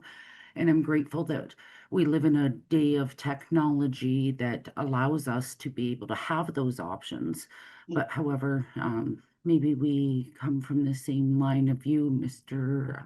Deputy Reedmans, that I believe that that's the seat we're supposed to be sitting in when, if able to make those decisions. And I do everything I can not to Zoom, just to make sure that I have that capability later on in the year if need be, like today if I have to. That's all. Okay. Councillor Hall. I'm going to disagree with a comment that I heard. I do not believe we're getting paid to sit in that room. I believe we're getting paid to be informed and to be active participants in the decisions of council and the advancing of the county and council's agenda. And someone who is informed and actively participating via Zoom is far more valuable to me than an individual who might choose to sit in the room and never say anything. So I don't think we're getting paid to be there. I think we're getting paid to make good informed decisions and engage in a good discussion. And this to me feels like a holdover from the past as technology was maybe coming into play. But let's face it, it's 2025. A lot of things happen electronically now, and there's no reason we can't have productive, informed, and engaging discussions when some members participate electronically and some are in person, or everyone's electronic. It works all over the world. It can work for us too. Go ahead, Reeve Holland. Thank you. I'm kind of torn with this one. I do believe that leaving it just for regular council meetings is something that I would remove. I would say council meetings. With regards to remotely attending, yes, there's definitely reasons that may happen. Whether it be illness, that you're able to still function and call in remotely, I think is amazing. But the other side of that are the optics, and the conversation that I hear that comes forward to me is they can't even be bothered to show up. And so when you hear that kind of thing, and you mention, well, they are remotely or zooming in, that's not the same thing. They should be in the room. So I've heard it over again and over again. I've seen it on Facebook with other municipalities who are choosing to do remote access. So I'm really torn on this one. I agree if we, come to a consensus and say, okay, we're going to leave it in. Maybe increasing the amount of times per year that a council member may be given permission to attend remotely, but I also, I'm not in favor of removing it entirely. Maybe 8, I don't know, would be a good number. They're just floating it around in my head at the moment, but at this time, I think it is also very important that it's easier to run a meeting when everyone is in the room rather than trying to keep attention to the screen as well as to try and keep attention to the room. There's delays that can happen. There's technical issues that can happen. So just to avoid that as much as possible, I would be in favor of leaving it in place, removing the word regular and leaving it to council meetings, and maybe increasing it to 8 as a max.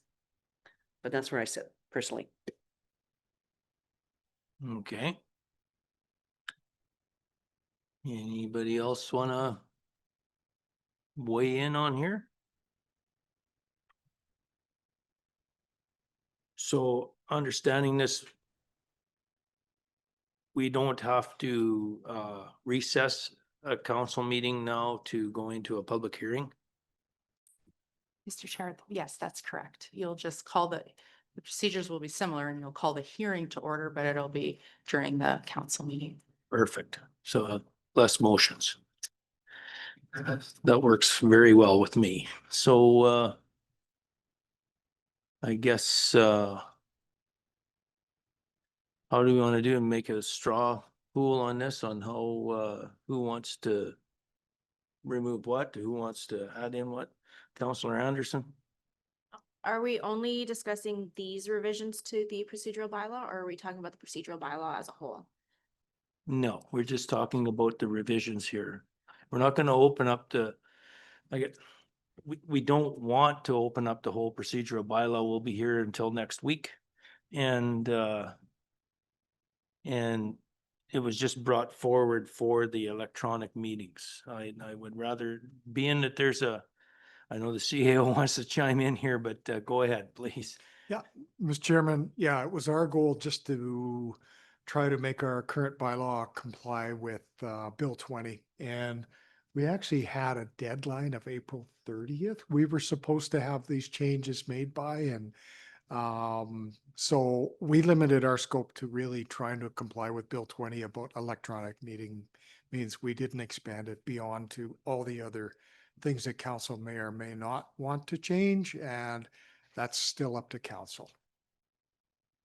Okay, well, thank you for that. And I think reason being is because there's our discussion before this was on Bill 50 and possibly about a new template of a procedural bylaw coming in. So until we get that information, there's no use us trying to rehash out this whole procedural bylaw to find out that we got to go back or that it's going to get changed anyway. So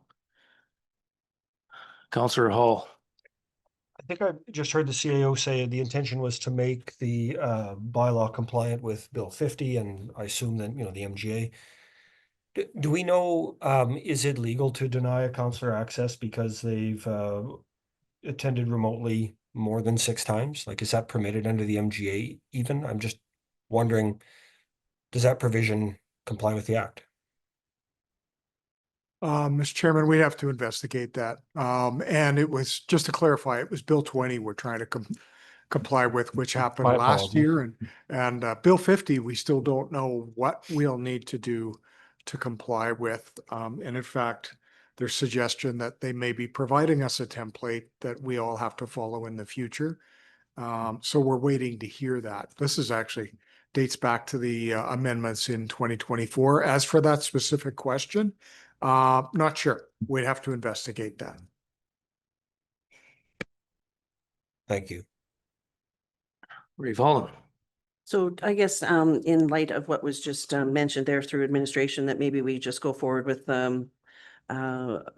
recommendation to council to accept the amendments as presented with just the one change for the remote attendance on page 45. Okay. And the remote attendance, what's the revision there? It was just the change the word from electronic attendance to remote attendance. Oh, okay. Yeah, just the one edit, and we'll wait until we see the template. Is everybody good with that?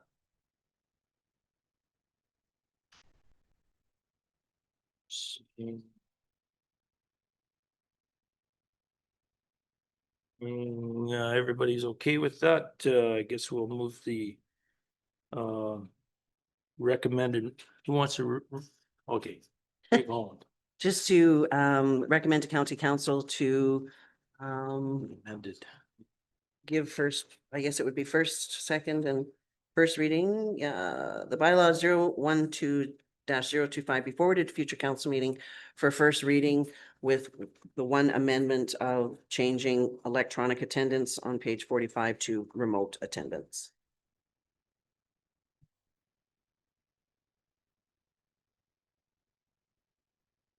And seeing there's no calling the question on this one, all in favor?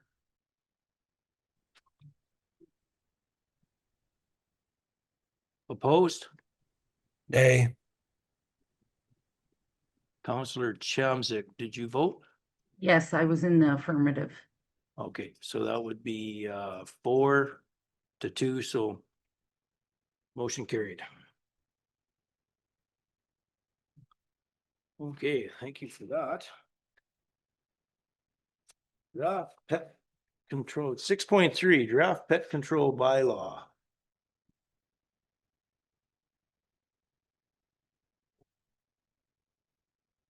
Now.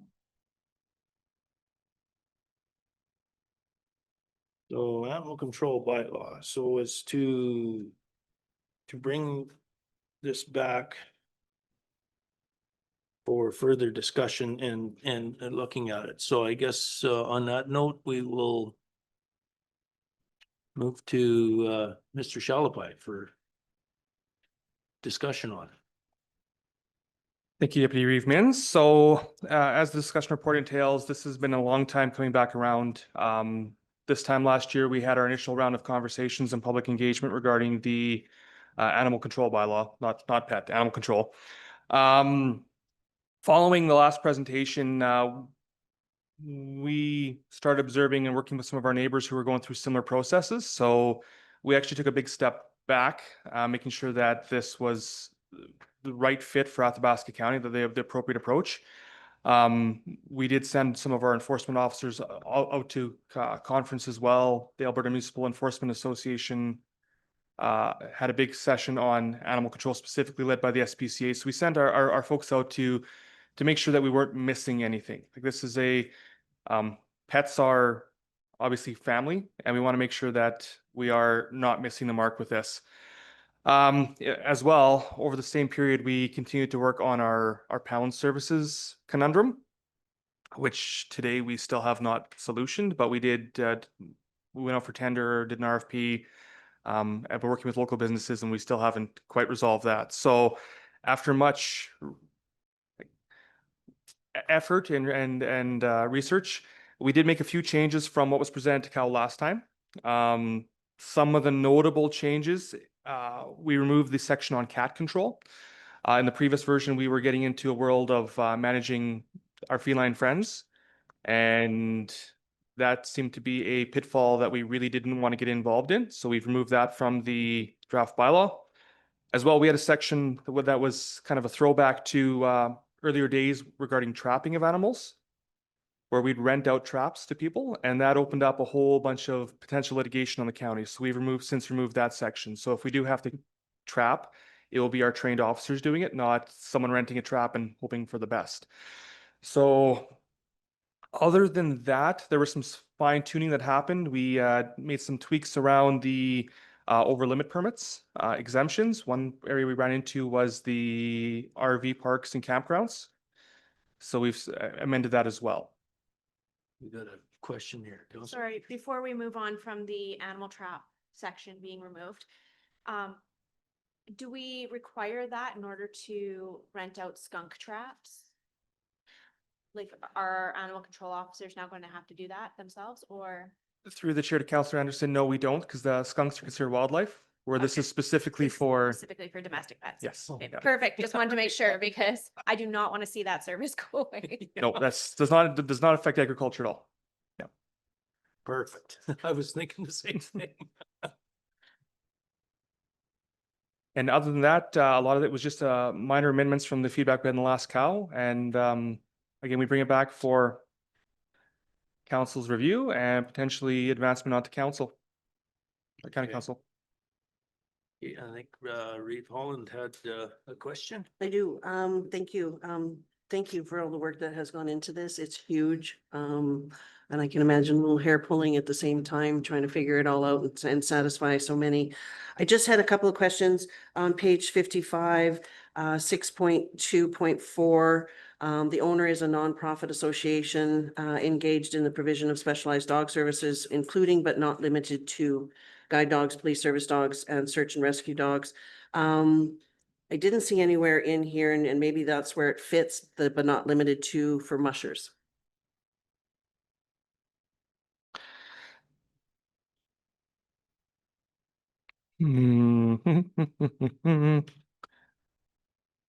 That's a very good point, Reeve Holland. That's something that we should probably adjust the verbiage just a little bit, make sure we have clarity, because that could potentially land in the gray area. Okay, Yeah. thank you. I appreciate that, because I don't necessarily know if we have too many mushers in the area right now, but you never know when that may happen. So I just wanted to make sure that those people are included. The other question I had, just for clarity purposes only, for myself, is in 7.3.1, at least 2 bona fide complaints.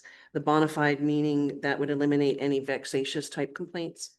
Through the chair to Councillor Holland, that'd be correct. Our officers investigate all the complaints, and we'd be weeding out the vexatious or frivolous complaints that come in. Okay, Yeah. fantastic. That's great to know.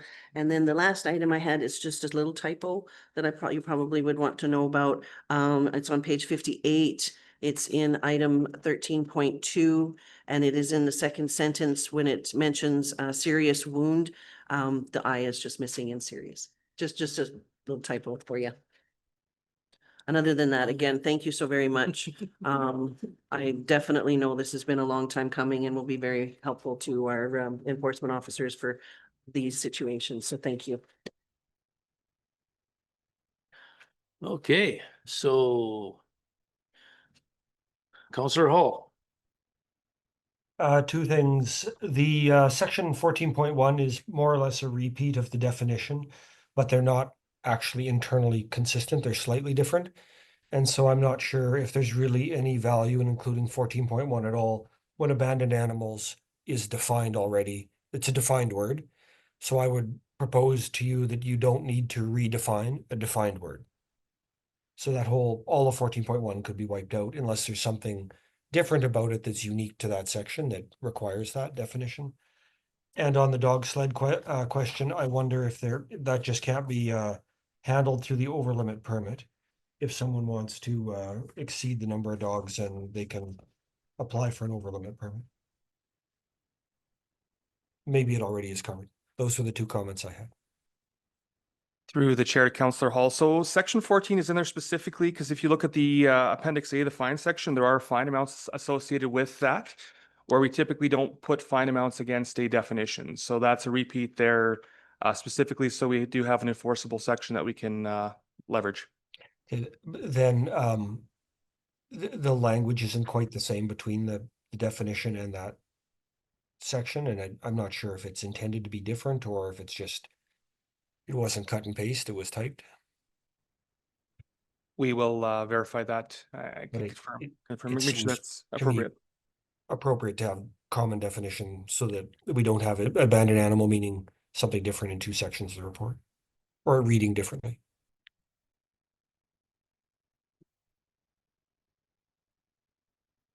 I was reading here, so if you're looking at me for guidance.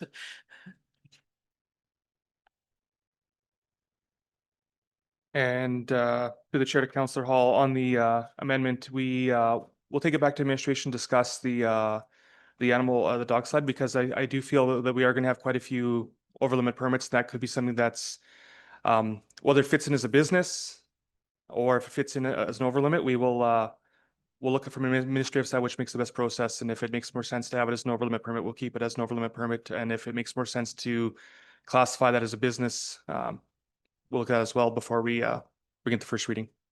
And as someone who has lived beside one of those, it was very much noise free on most occasions. But I think about those type of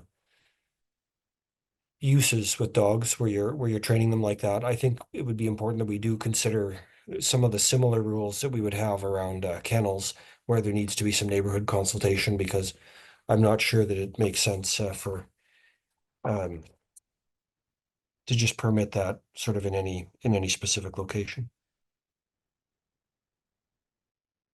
Okay, Counselor Anderson. Are we anticipating, maybe I should say, how many over limit permits are we anticipating for agricultural use, like farmers, ranchers, larger agricultural operations that have working dogs on the premises? How big of an impact are we expecting that to be? Like, are we expecting it to just be 3 or 4? Are we expecting it to be 20 or 30? Kind of wondering for that working dog classification. I know we had talked about that previously when we had spoken about this bylaw before. So Through the chair to Councillor Anderson, I think it's going to be more significant than 3 or 4. I know folks out in my neck of the woods where on the agricultural side, they might only have 2 or 3 working dogs in the yard, but then they have 3 or 4 lap dogs in the house as well, which puts you over that limit. So this has been discussed with our enforcement team in terms of how best manage, and right now keeping them as a requirement for overload permits doesn't muddy the water as much. There's a lot of folks out there that are claim to be agriculture that maybe aren't agriculture. There's a lot of folks out there that maybe have 1 working dog and 7 lap dogs. So it's very difficult to paint agriculture with one specific brush, unlike areas where we have business licenses in place for kennel or the place like Scars. Agriculture, it's a much broader definition. So it's for now, our intent is to move forward with the over limit permits, and And total numbers, your guess is as good as mine. I only know what my neighbors have, and again, a lot of folks keep, you start talking about animal control bylaw, they get very quiet very quickly. But And I think a big part of that story too is just the fact that administration has thought through those kind of scenarios and is prepared for that. And I think that's great. It's great news and something that we can be more proactive about. So thank you. perfect. Okay, any other? Counselor Gerlach. Is bylaw there to enforce strict numbers, or is it there to use in case there's a problem that you can revert back to the strict numbers to deal with the problem?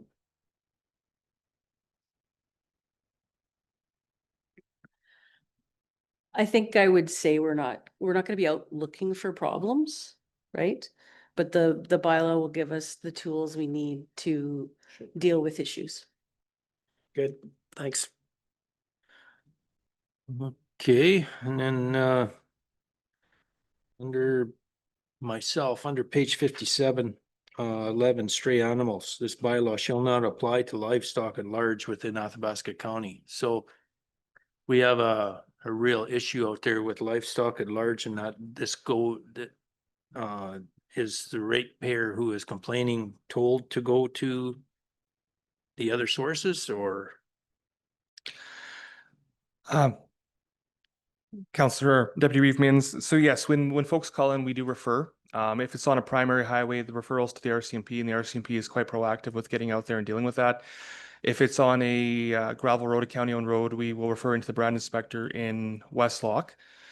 Further to this, in the coming few weeks here, once it comes back from legal review, we do have our traffic bylaw coming back. And the traffic bylaw will have a provision in there for livestock creating a traffic hazard or nuisance. So livestock at large on a roadway will be covered in the traffic bylaw. Oh, good. Okay, perfect. That's great news. Thank you. We're ready to go for motion? I think we're ready to go for a motion because can't see any other hands up, so sure. Okay, so as recommended to direct administration, to recommend to county council to direct administration to finalize the draft animal control bylaw as discussed and forward it to the May 29th, 2025 regular council meeting for first reading. And that way it includes the mushing thing. Giggling here because I see a clap of hands, so that's perfect. So on that motion, if there's no other discussion, all in favor? Aye.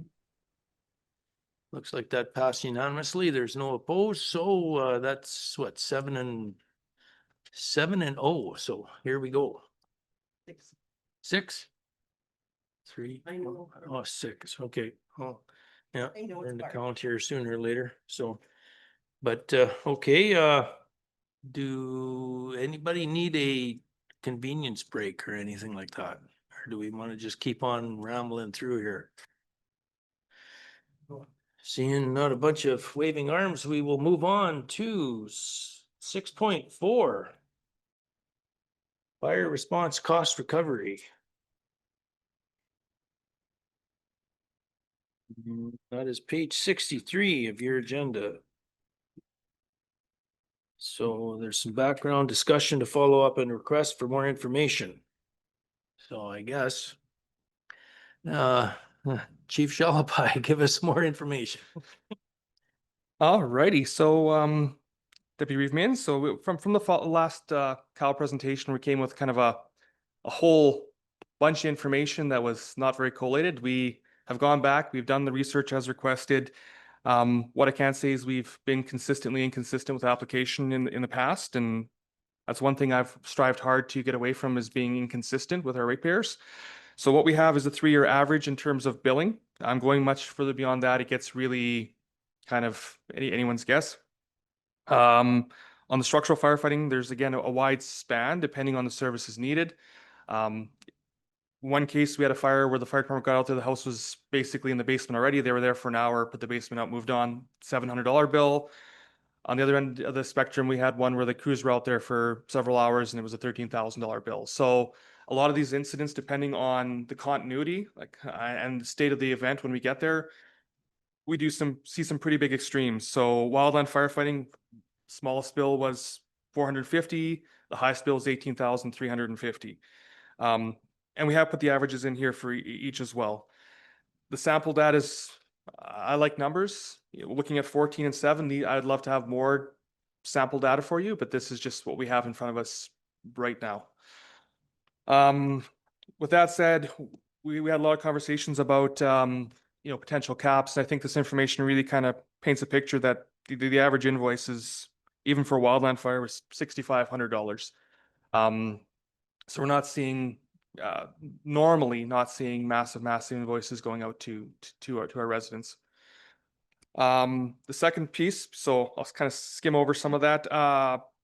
The second piece was the scenarios. So to kind of help give you guys some decision-making ability here, we have ran through 5 different scenarios in terms of different ways we can run a operating model. And these, looking around the province, there's many municipalities that are doing it in many different ways. So really, you pick any one of these, you can probably find somewhere in the province that they're doing it. For us right now, we're kind of under scenario A, which is the uncapped hourly service rate, where we're just billing by the hour. Doesn't matter cause, origin, any of that stuff. We're sending a bill.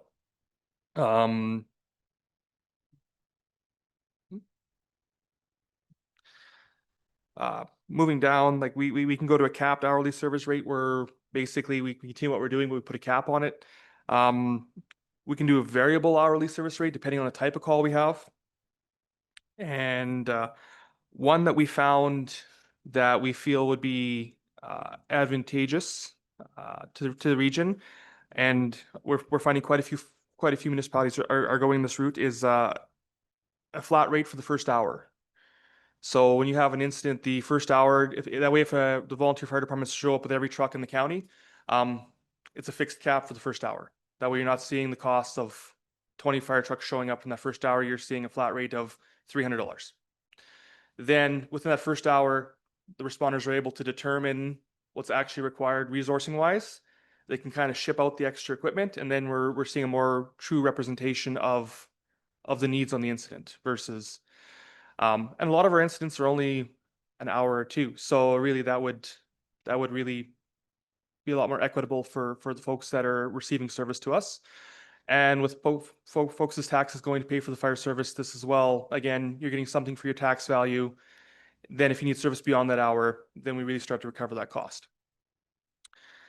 And then option E is we go to an origin base where we really try to pick on human cause versus natural cause. So when I say natural cause, no human activities involved. So that would be lightning strike in the wildland or electrical failure in a house. Wiring's 40 years old, things break down. That's not anyone's fault, whereas natural omission of a human would be human caused. We can go after that. Other verbiage would be negligence. We can tie back into negligence as well, but it's somewhat difficult to prove negligence, and that's one where you typically end up in court over. So we have a whole bunch of different options for how we want to carry this forward. So I again look to council to see where the interests kind of lie. If kind of the flat rate, then variable is something that council has appetite for. If we feel that would be advantageous, or if there's another option here that I've listed, or maybe an option I haven't listed that council would like to pursue. Again, I've provided the information we can at this time, so I look back to council. Go ahead, Reeve Holland. Thank you. I just have a question. When it comes to setting the rates, and for instance, we go away from what we have as our current model, does any of that impact, I guess, invoicing or cost recovery for disaster cost recovery? Does any of this impact that? Through the chair to Councillor Holland, under the DRP, they use the WUI Wildland Urban Interface rates for cost recovery and the ARCA rates. So our bylaw does not impact that. When we recover money from Alberta Wildfire, we set our rates in that agreement separately. So with 43% of our county being in the forest protection area, usually at the end of the season, we settle up on services they provided for us and vice versa. Again, our rates are set, and we use our bylaw rates, no flat rate for them. It's written into that agreement. So there should be no impact on this DRP recoveries. Okay, so this is basically then, it would be basically for residents or businesses. Correct. Okay, awesome. Thank you. Okay, any other questions to the chief? Counselor Anderson? Well, to the table, I really like the idea of a flat rate for the first hour and then the invoice bylaw rates for any subsequent hours. I think just the few complaints that we've seen while we sat here, that would have alleviated a lot of that is having that flat rate for the first hour. So I really like that idea. I think that's great and something that could benefit a lot of people. I'm still not sure about the caps. To me, I still think that we really need to make sure that we're not incentivizing people to not have insurance. So I understand why a cap, but that part I'm still looking for other people's input on. Thank you. I'm glad you mentioned that. I am really leaning towards scenario D, but I also looked at the capped, the suggestion, and of course it was just suggested, but you know, for us to have that conversation. In looking, and last time we had this conversation, Lamont was doing their public engagement on this, and I just recently had a review of their bylaw. I didn't read it to its entirety. It was a real fast skim, but their cap that they placed was 25,000. And judging by the changes that I'm seeing in insurance, and I'm not saying all policies, I'm just, of course, I'm looking at mine and a couple of other folks that I know, the increase to wildfire as well as grass fires, as well as fire response as being seen through insurance. So for me, I agree. I struggle with the cap, but when we're looking at some of our neighbors, as I referenced Lamont, it being 25,000, I went, okay, that's up there. But it also is sort of in line with some of the other things that I'm seeing. I know our policy is 50,000 for wildfire. And also notice AMA is putting out a pilot that I had sent through. I didn't really read it in its entirety as well. I'm trying to get more information on it, but AMA is sending out a pilot project for the next 2 years that if there's a wildfire threatening your home, you're insured through AMA, they will send out a group to try and help save your home, because of course the insurance costs are going through the roof, as we've all seen, and then the billions of dollars that are going there that way, that it would be cheaper to send out a structure protection team rather than dealing with a complete loss. So I'm seeing that insurance is also reacting to these types of things. So I would think that if we're going, if cap is something that the council is looking at, that it be more in line with what insurance is doing, and I would say 20,000 would be more where I would feel comfortable, but it's again conversation to take place here amongst us. Okay. Anybody have any discussion on that, on the cap? Sounds like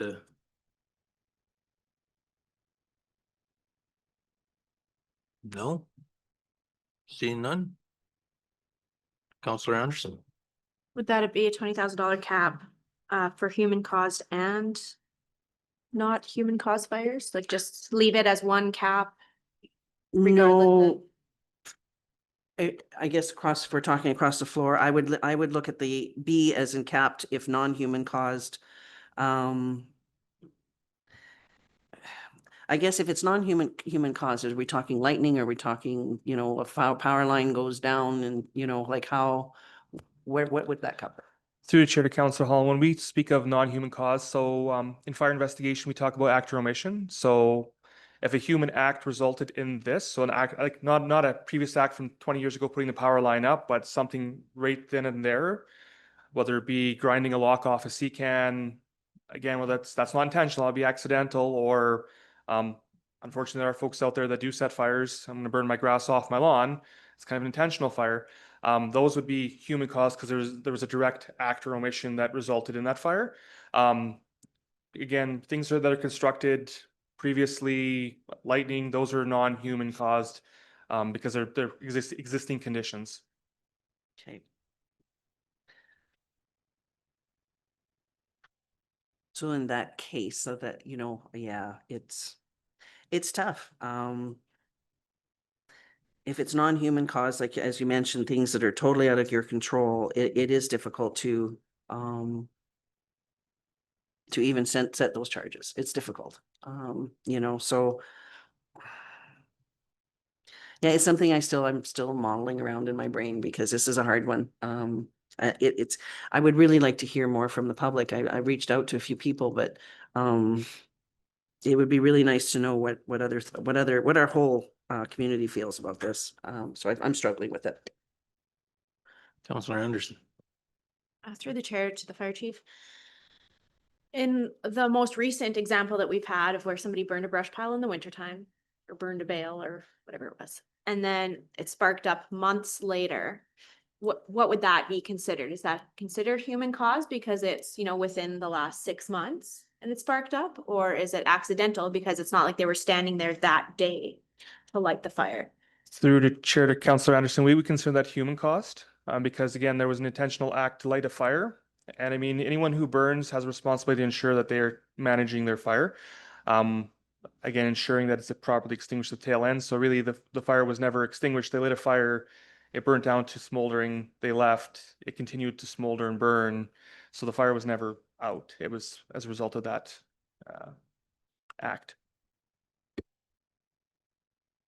Yeah. Counselor Hall. Through the chair, I'm wondering, do we distinguish, like when we talk about human caused fires, if it's a bush pile that leaves one property and onto another,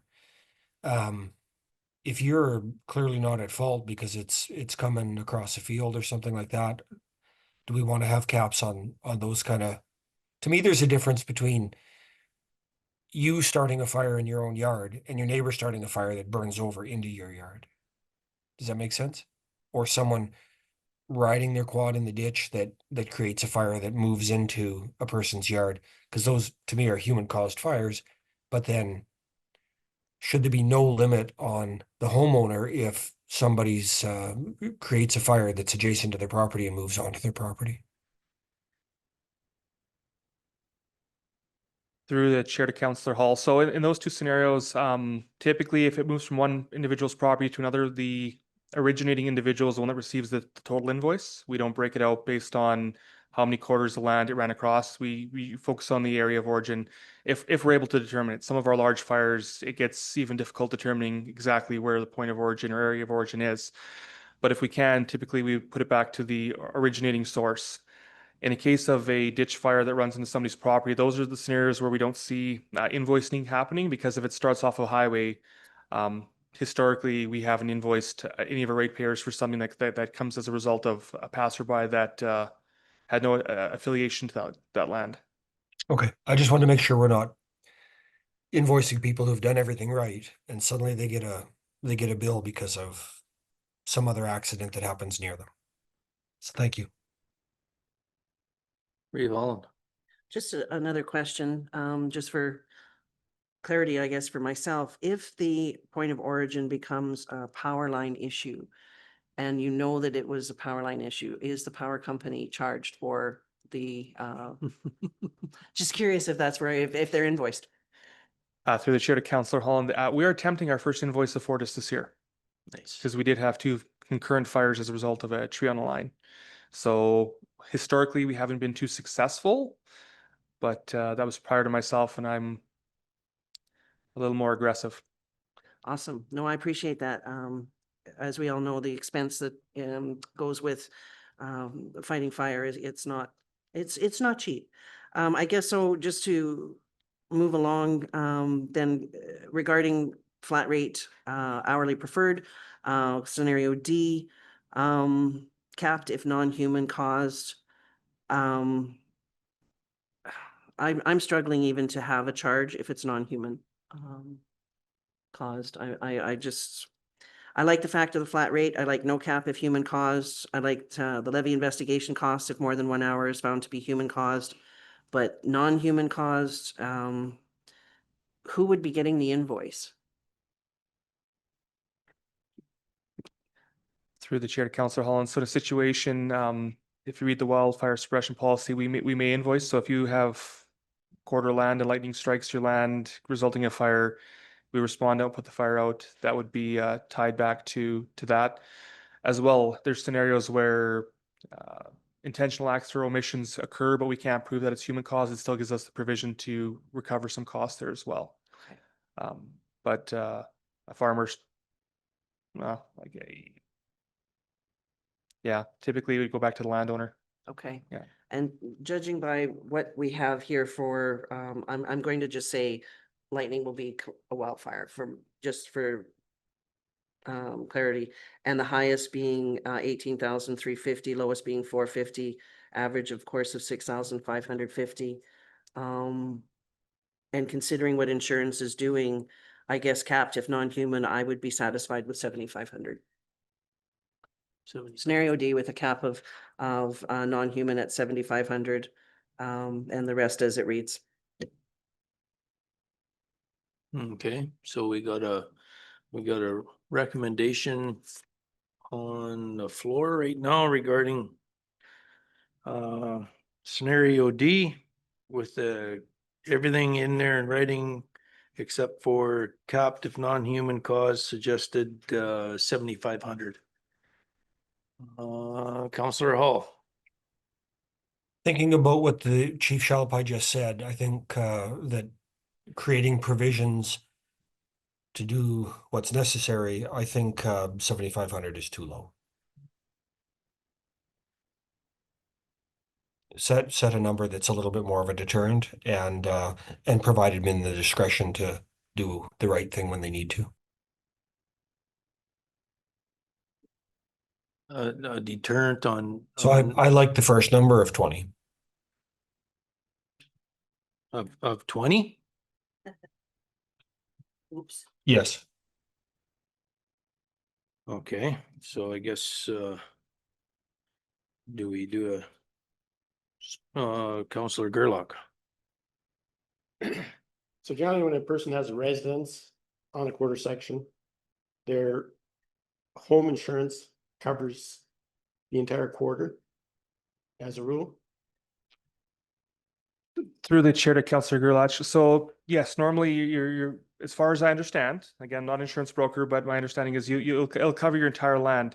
That being said, typical response payments from insurance companies for a structure fire do differ from wildland. Wildland does cost significantly more. And for most folks, it's a separate additional rider on your policy. So for myself, I just looked into this. I pay $206 a year on top of my regular insurance for an extra $250,000 in coverage. I live adjacent to the forest protection area, and I know if I have a fire that starts on my land, they're going to bring aircraft, which is probably going to push that number by significantly higher. So I mean, I pay $200 a year for that $250,000 coverage, but that's a separate rider. If I just relied on my normal policy, it'd be $10,000 coverage. Okay, and if you have property that does not have any buildings on it, then you insure that, or is it? Like most people insure their home quarter, or whatever, where they have buildings and whatever, but as far as a pasture quarter or pasture, they don't carry insurance for fire on that. Is that prohibitive to carry insurance, like cost? I'm sorry, Councillor, is your microphone up? Yeah, it's Yeah, on. yeah, Sorry, please. I'm looking the other way. Is it prohibitive to carry insurance on regular farmland? Through the chair to Councillor Gerlach, I really can't speak to that. I know of one scenario where, again, in individuals farming basically a separate quarter, and their farm policy does extend over onto that quarter in terms of liability and fire, but that's agriculture. I'm not sure if a person's got a recreational quarter, or if there's any, I can't speak to that.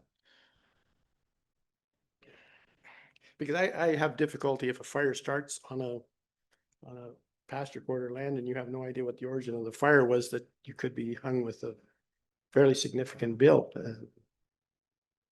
You know, with really no fault or to me, that seems like the time when resources should be pooled and taxpayers as a whole should cover those costs. And through the chair to Councillor Gerlach, I believe that's when the provision, we're going to make sure that we have the appeals to council. so that in scenarios like that, an individual could come forward to council for that review. Okay. Counselor Anderson. Being that for the most part, we're on the same page on this one, or we seem to be. And we will probably see amendments when this comes to council to amend the cap amount. I would rather recommend to council a $20,000 cap so that we can argue over how much to lower it versus have a disagreement at council over whether to lower or raise it. So for that matter, today I would be in favor of the 20,000 so that we can talk later about lowering it and not have that story revolve around if we were going to raise or decrease it. I think I'd like that conversation to circle about how much to lower it.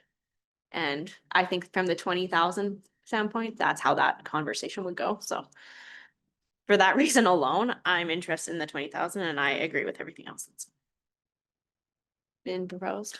I guess, yeah, this meeting here is right when we're supposed to have this discussion, so we can just move it forward quick. But I do agree with you also, Counselor Anderson, that so whether we pass something through here today, we automatically know we're gonna be beating the heck out of this again at a council meeting. So, okay, so where do we sit? Do we want to do a straw poll on, we got two ideas, 20,000 and we got 7,500 for a cap. Everything else is the same. Everybody's in agreement of doing all the writing. Scenario D, all the writing in there. It's just with the cap of the non-human cause. And I seen Counselor Chomsik with your hand up. Now it's gone again. So I don't know if. And it's gone. Sorry, just doing that little debate of, yeah, it's a tough one, but with what Counselor Anderson spoke of, you know, the potential lowering it instead of raising it. You know, a lot of considerations to be had. I mean, this is a service to our ratepayers for sure, to a sense, but it's also tax dollars that we're talking about, and it's a very tricky and delicate situation. Mr. Chairman. Go ahead. So you don't even have all of council here today, which is unfortunate. Why don't we just draft up what we think we heard? We think that point is gonna need more discussion anyway, so why don't we just draft it up so we'll amend the bylaw so it has the wording we think we need and attach a draft policy. And then Yep. it was gonna come back and have a good discussion with the rest of council. So that was good discussion though. We think we got pretty good direction. Okay. And whether or not it's perfect for all of council, we'll find out when it comes back. Okay, so do we want to bring it back to a county council meeting or bring it back to another committee of the whole meeting for further discussion? Go ahead. I think it's easier if we bring it just personally, if we bring it back to a council meeting because we're doing first, second, third readings, we have that opportunity to have that debate Oh. then. Okay. So bring the recommend to council first reading of the amended bylaw. Would that work? Yeah, Mr. Chairman, we'd bring something back and just recommend first reading. Yeah, and then we can beat. Just first reading and then we'll see where it goes from there. Okay. Sounds good to me. So who wants to make that motion? Counselor Anderson makes that motion to bring back first reading of the fire control bylaw or whatever it is. And fire response cost recovery bylaw to a future county council meeting for first reading. As amended, With scenario D, scenario D. with captive non-human of 20,000. Okay, capped at 20,000. Work for everybody? Okay, all in favor? Right. Aye. You, how do you vote, Counselor Chomsik? I was in the affirmative again. Okay, so that is 6. No opposed, so we'll move on from there. So, we have a draft policy of social media. We want to do that one before we break for lunch, right? Okay, all in favor? Okay, 6.5. Let's move that along to Reeve Holland. Thank you. Have a discussion. Actually, I don't want to have a discussion. I think that we can, for me personally, to forward the draft policy, the motion to recommend to council to have the draft policy adopted by county council. There's a lot of work that went into this. And I appreciate what the changes are here. And I think it's a really strong policy. And again, when it comes to social media use, taking council out of this one, as council will be having their own up and coming, I think is excellent. So thank you very much for the work that's gone into it. Okay, awesome. So we have a motion on the floor to recommend the county council for the forward of the draft policy on social media use. Any discussion? Seeing none, all in favor? Aye. Counselor Hall? I'm waiting for you to call a vote. I did. Nay. Okay, on opposed, okay.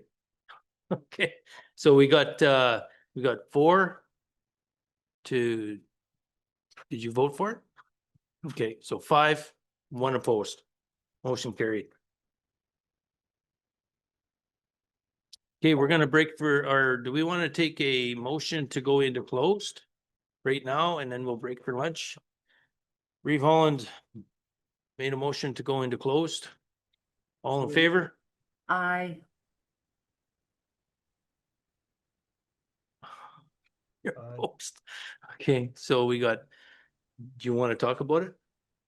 Cause I don't want to get into trouble. Well, once we go into closed, I think there's a requirement for those joining us via Zoom to keep their cameras on, and I'd just rather do that right after lunch so that they're not hopping on and hopping off. Oh, I guess I've done it before, but whatever. I don't care. Yeah, Is there, Okay. are the items under 8.4 so long that we can't just tackle them before lunch? Like, it looks like 20 minutes worth of work, not 3 hours. I don't know. I guess if we want to tackle them before lunch, okay. Does administration need a break? Anybody need a break? Counselor Chamzik? Break. You need a break? Yes, please, just 5 minutes or so, please. Okay, we're gonna take if everybody's okay with it, we'll take a 5-minute break and then we'll come back. You okay? And just so I'm clear, are we in closed now? Yeah, motion was where you want to go 6. How did you voted? In favor. Oh, okay, 5 and 1, we're closed. Okay, good afternoon, came out of closed and by doing so on 8.1, Counselor Hall wants to move a motion to recommend to county council to direct administration to proceed with proposal received for Boyle Fish Pond engagement. All in favor? Aye. Aye. No opposed, so that's, 1 opposed. Okay, so that's carried, 5 and 1. And on, what is it, 13.3, right, or 8.3. Counselor Hall wants to move a motion to direct or to acknowledge to county council to receive the report as information and thank admin. No, the motion is simple. It's to receive the report for information. Okay. Receive the report for information. All in favor? Aye. Motion carried, 6-0. And on that note, we thank you for joining us for this meeting, and we're adjourning it at whatever the time is, 12:59.